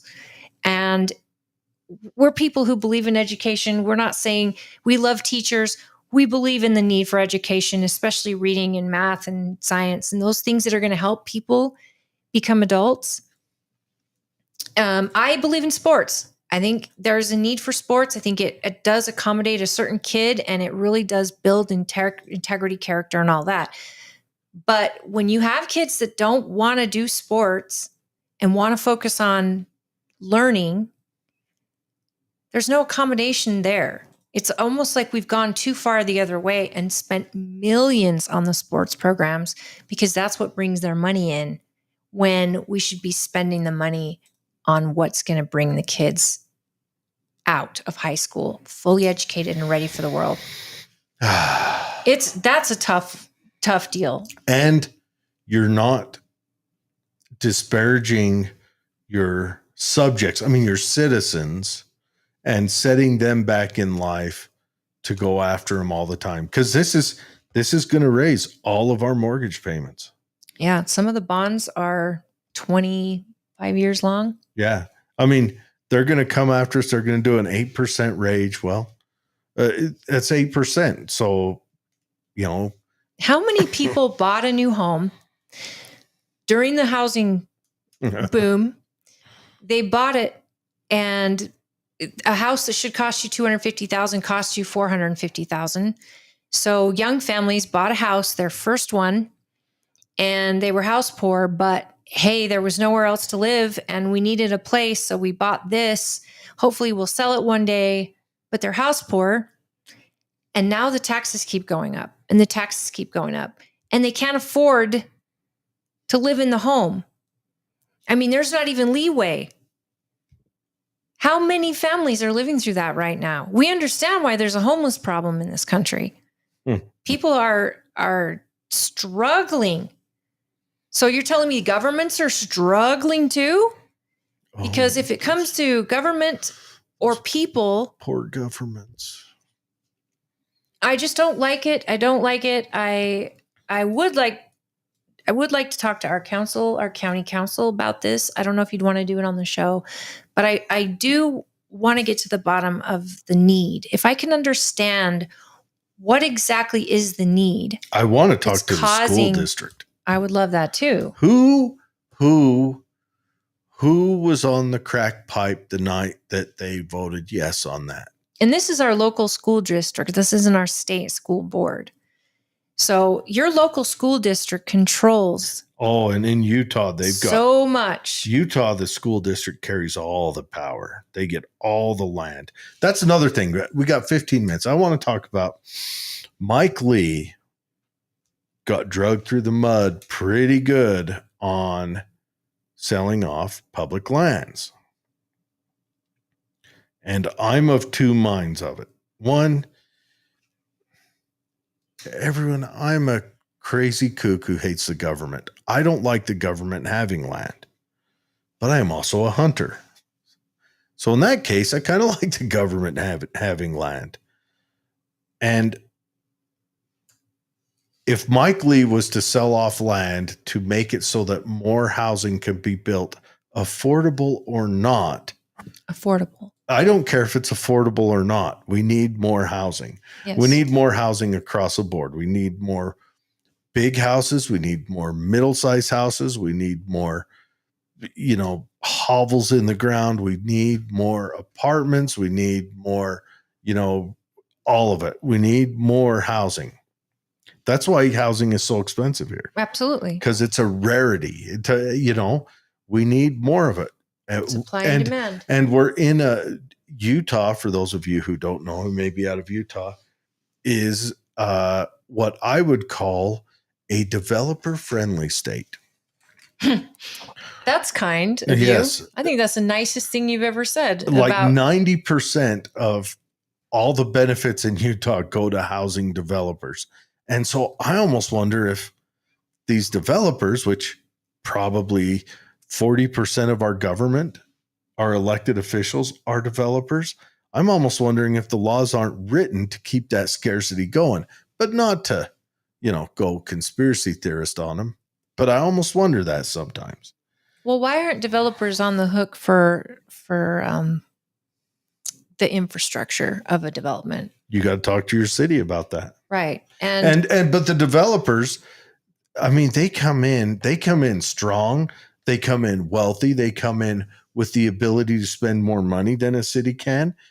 Tooele City lost how much of its water rights and how much money to a developer 10 years ago? Developers also come in with the people against them right out of the gate. Well, so we need housing, yes, but a developer comes with a plan, and then it's years and years of fighting. The plan's always relying on the people and the state, because the elected officials are mostly developers or dumb. You get two flavors in Utah. The laws are written to benefit the developers, and the developers get to lean back on Utah law and say, hey, look, right here, Tooele City. Give me a lot of your, give me your land and water rights. And that developer walks away like a bandit. I get it. Right? I understand. So we got to quit electing developers. At least, every other developer say no on that ballot. I was going to talk to a guest tonight regarding an executive order. Oh. That the governor has signed. And but when will she be able to come on? Next week. We'll invite Kay Pratt and also Brad Pratt, who's running for mayor of Tooele City. Next week's going to be a big Utah executive order chat coming down from Governor Cox. And I don't know if you heard, but Pam Bondi dropped all the charges against the Utah doctor who was, his name is Kirk Moore, I believe. Yeah, the one who got rid of vaccines. Falsifying vaccine records because his patients didn't want the vaccine, but they needed to get it for their job. And so he injected them with saline and gave them a vaccine card, allegedly. And the government was going after him, and he'd already been to testify, and he pled the fifth, and other people pled the fifth that worked in his office, and they were getting him on destroying government property because he wasn't using the vaccine. He was throwing it away. And it was the stupidest case I can imagine because, hi, HIPAA, and two, this was a government mandated thing, or it was a violation of your rights to choose what you put in your body or whatever. And it was just stupid. And it was going all the way through courts and federal courts, and Pam Bondi dropped those charges. So nice job on her part. I just want to. Mike Lee went to bat for him. Yes. So that's a good thing. So Mike Lee, but anyways, on Mike Lee on selling off the federal lands to build housing, or I honestly want him to turn the lands over to the state. And someone made a point, well, it'll just go to the schools now. Well, all right, let's do that. Let's let the schools start leasing out lands but wouldn't he turn it over to the local municipality? I thought that's what the bill said. I don't know. So if it would go to the counties, I thought. If it went to the counties, but any land that is turned over from the government by Utah law goes to the state school. So here's his executive order. Utah is one of the fastest growing states in the nation. A growing population means increasing demand for housing, transportation, water, energy, blah, blah, blah. Utahns are concerned about the impacts of growth and quality of life. Growth issues are interrelated, and decisions about one issue often affect another. Let me get to. So there's a shared desire to enable more efficient, effective, and coordinated decision-making to best serve the residents of Utah without creating redundancies. And the legislature of the state passed HCR, a concurrent resolution, recognized the importance of cross-issue growth impacts. Are you glad they did that? How many times have I told you that needed to be done? Which encourages state agencies and their partners to include consideration of cross-issue growth impacts in state funding, policy, program design, development. I, Spencer Cox, Governor of the State of Utah, by authority vested in me by the Constitution, do hereby order the following. Establish the BUILD, Blueprint for Utah Infrastructure Land Development Coordinating Council. Facilitate greater coordination among growth policy, area long-range plans across the state, identify opportunities to leverage state investments to advance shared statewide goals, maintain or improve quality of life for current and future generations. And then he goes into what's defined as an agency and all of that. Now, why people are bugged by this is he's creating a commission, in a sense, to make decisions that will be from the state level over what I understand it as. And I would love Governor Cox on the show because I would love to understand it better. Or Didn't he promise he was coming on? No, it was a consideration. But someone that works with the governor, I want to understand why this executive order 1 was needed, why our legislature didn't just pass this when they had the opportunity. 2, does this override the powers of counties and cities? Because is the state going to decide for counties where property and developments are going to go. That would bother me.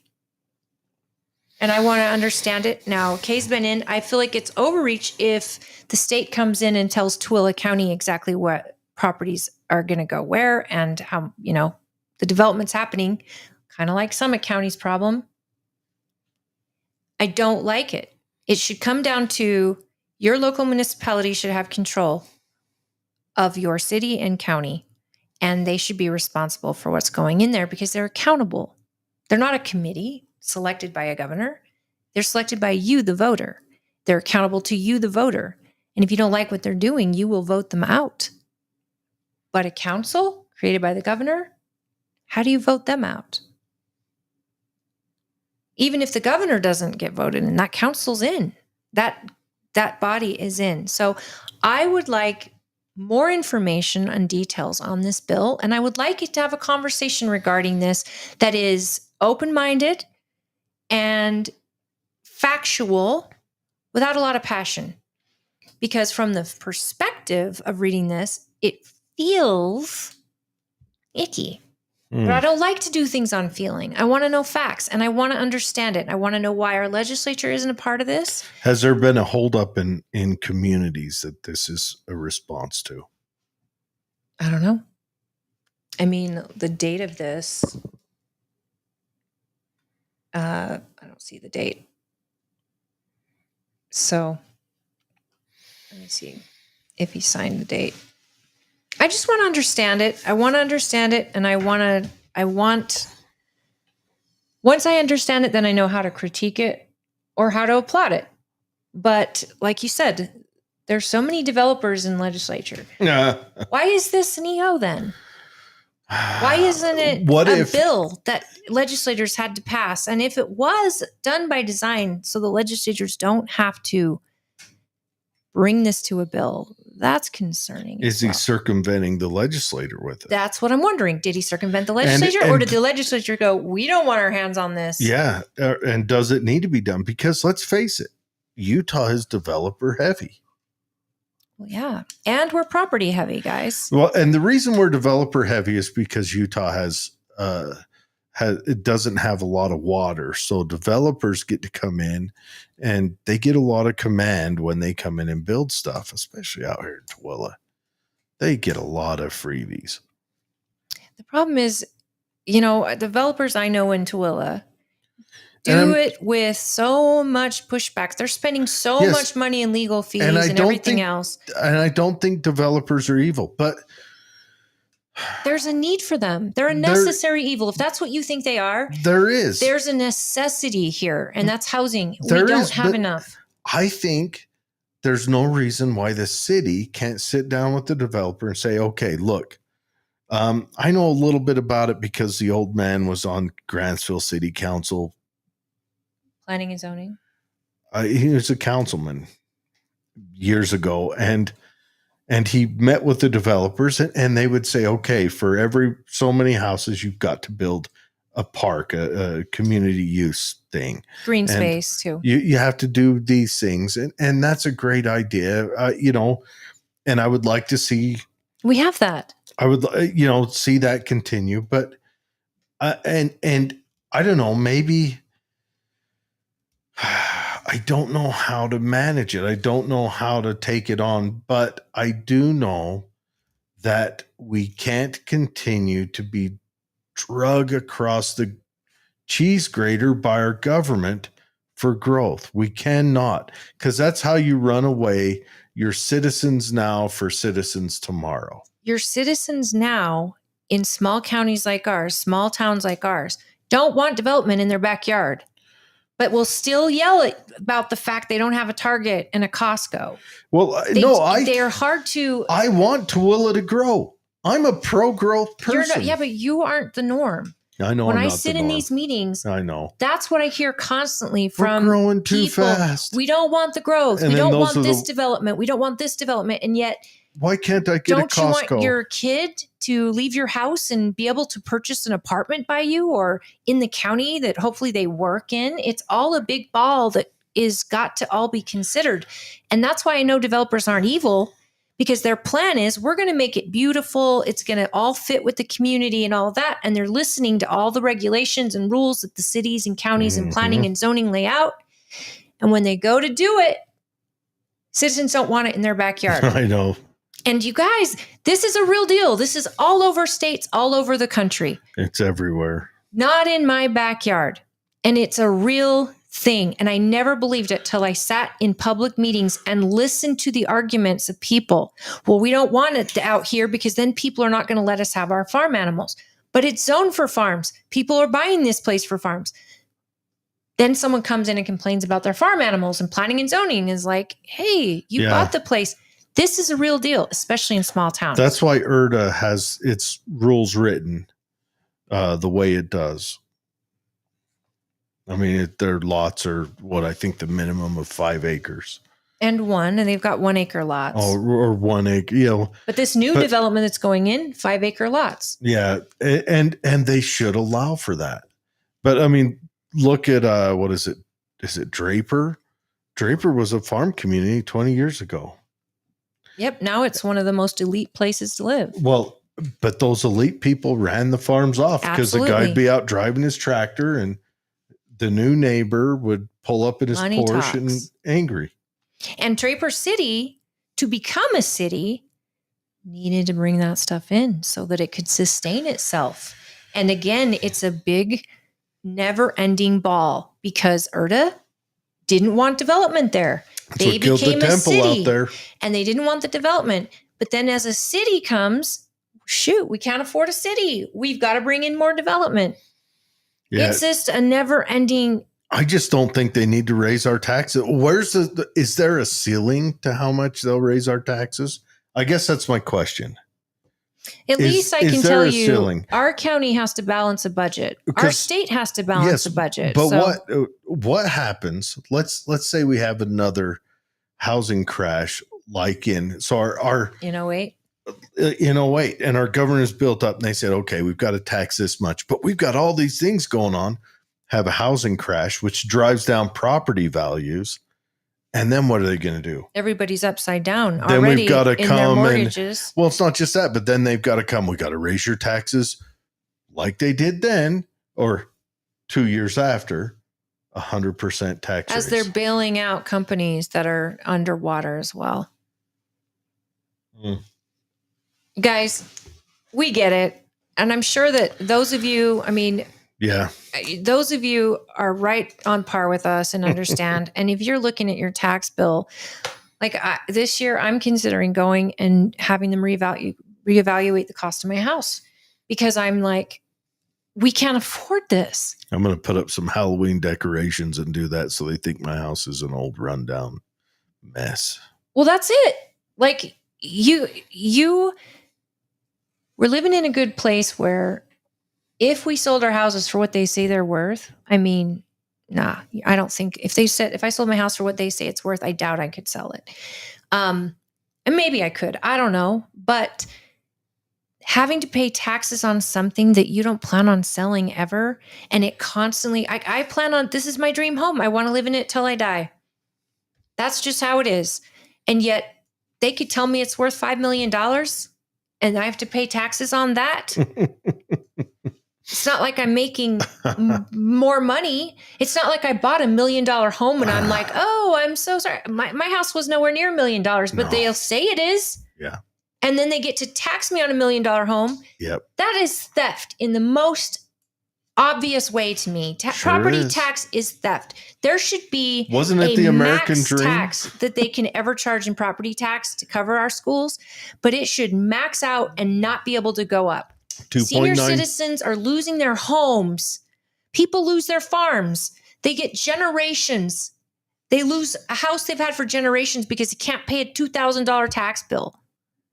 That's theft. And they never planned on selling it. Now, you should probably pay a tax on it if you sell it. But to have it going up over and over, and I know our council members, at least a couple that I've talked to, they feel the same way about the property tax. But there's always going to be that school district, and we want our kids educated, and we're going to need police and we're going to need fire and all these other things. But like you said, the more people come in, should be covering those extra needs. But they don't. And you've got to make it so you keep a high trust society. If you have a high trust society, you don't need as many police. You don't need the jails. You've got to keep and that high trust society comes with, you've got to make sure the courts don't allow any BS to go on in your town unaccounted for. That means and neighbors have to be on attention and you know what, parent other people's kids. We might bring it back because this newer generation coming out right now is more religious, and religion builds high trust societies. I'm not a religious person, but religions build that. It's true. It's absolutely true. And it doesn't matter the faith. It's accountability. And it's a village who's all looking out for everyone else and everyone's kids. And we're trying, that to me is something special that you can't fake. Religious engagement in a community, you do have a better high trust society. And when you're building these huge developments that are, what do they call, low income housing and things like that, there are regulations in the state that require it based on your populace. Now, I get that because you do need to have housing for people. And what we learned on this show is affordable housing, they base it on what's affordable in your area, not what's affordable to you, because that's a relative term. What I can afford may not be what you can afford. And that's relative. So just putting the word affordable in front of it gets them out of some sort of regulation there. But then they go into low income housing, and guess what? No one wants in their town, in their backyard. And yet we need it. The low income housing is a complicated deal. They always build them as group of apartment complexes. So they gather them in all in one place. And I don't know if that's the correct answer or the incorrect answer. Not. Look at New York. Look at the projects. Well, I know when they built, we called it stretch mark estates when I was a kid growing. They built one by my dad's house years and years ago, and it's leveled out now. Matter of fact, it's mostly elderly people now. Elderly need it. But when it first started, it was a lot of Section 8 young single mothers. And there was a lot of vandalism in the neighborhood right after that, a lot of vandalism. So I don't know how you control that. If you mix it in differently, I don't know. Well, let's just face it. We've got a death knell for the United States. One of them was, and this is going to piss people off, but was no fault divorce. That was a death knell. This drive for single motherhood is a death knell. The outcomes with single mothers, and I'm not saying single mothers aren't good and aren't noble and, I'm a cheerleader, whatever, but the outcomes, they speak for themselves. It's a raw deal for the kids, for the neighborhoods, for the community, for the culture. It's a raw deal. I think that's where religion can come in and help help these moms and these dads who are raising kids alone. It's also the cutting back on benefits. The government should not become a stand-in husband. But that's a cultural problem we have as well. Sure. It's not just a government problem. But it's a cultural problem that was built by the government. Yes, I agree. Anyways, that's our show. We love you guys. Please like and subscribe if you enjoyed this conversation, and we would love you to engage with us if you curse me out for all the would like crass stuff I say, like single motherhood is not a good thing. Single mothers, love them to death, know a lot of them, but I think as a culture thing, that's not a good thing. But statistics show if I'm wrong, that kids' outcome is very difficult when they live with a single parent. But again, life happens, and we need to fix cultural issues, and we need to get the government out of this. And unfortunately, there is a need for welfare. There is a need for Medicaid. These things, I'm not trying to fight. What if they were all managed by churches so that if you were going to go on welfare, you had to go to church at the same time? Do service. Would that be no church? We want the positive outcomes of the religion being a part of, and the Catholic Church and the Baptist Church and all churches. But we want the positive outcomes of religions being a part of receiving that aid instead of you just get aid. But having been someone that's needed it before, it saved my family. Sure. And I believe it's a temporary thing. But you didn't pay need into it your whole life. You needed it because of tragic circumstance, not because of life choice. Well, we lost a business because of Tragic the economy, right? Yes. Also, your house when it burned down, tragic circumstance. So when you went for aid, you didn't go for aid because you said, I don't want to work. I'm not happy with my husband. No, of course not. You see what I'm saying? Yes, absolutely. So yours was different. So you kept that culture alive. But that was the point of welfare at a time. It was something you shamed. It was a shame in my parents' generation. You need to look into when they set up welfare under the Great Society.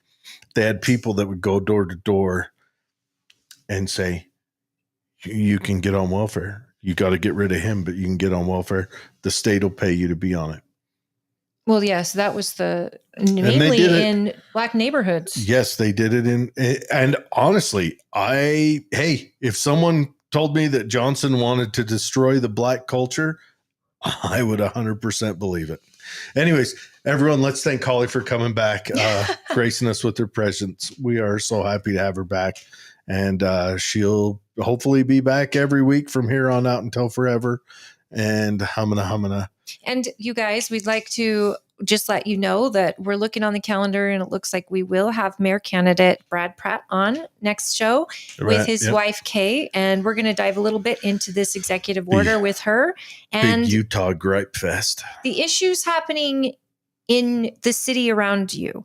These issues are the same everywhere we go. And if you've got issues in your local town, reach out. Like, Max, who's running for president 2028, Jordan, link us up. We want to chat with him. We can't go wrong. Right. Let's inform people and help each other. We're going to continue to go wrong, but we can't go more wrong. We might be able to go wrong faster, but we're going to continue to go wrong, because as long as we turn over the government we turn over an institution of sociopaths who want to absorb power, and they're the people we put in charge. Everyone drink this in for a minute. Psychopaths. Only a certain type of people want to run for office, even the ones we love. I love Celeste, but certain type of people want to run for office. They've got to have that mentality. A mentality I do not share with them, but they've got to have that.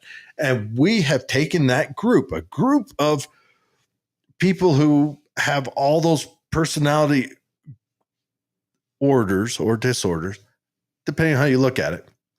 I totally don't agree here. So. We put them in charge and expect good outcomes. Seriously, it's like I took the toilet paper roll off the little roller thing and I put emery paper on. That's where we're sitting. But I don't think just sociopaths and psychopaths run for office. I think they go in with a good intent. What I think happens is the process of running, there's a series of decisions that have to be made so quickly, and so many of them, it's like selling your soul. It's like, the old story, how they used to become witches is they would go out to the field and then Satan would appear as a goat and they had to lift the tail and give a little Okay, no, kiss. I don't know that story. Anyways, thank you, everyone. I'm grateful for people who run for office. Sure. I really am, because you're not like one of them. Mm-hmm. I'm grateful there are people that will do it, but where I'm discontent is where do they drop that commitment line, and all of a sudden they're loyal to a government and not the people that elected them. Where does that happen? If we could study that, I would love to, and figure it out. Because yes, psychopaths are in leadership. A lot of them are CEOs, and they have to be in order to attain. And surgeons. Absolutely. Anyways, Jordan, get us in touch with that Max Cat. You guys have a good weekend. Have a good week. We love you. We will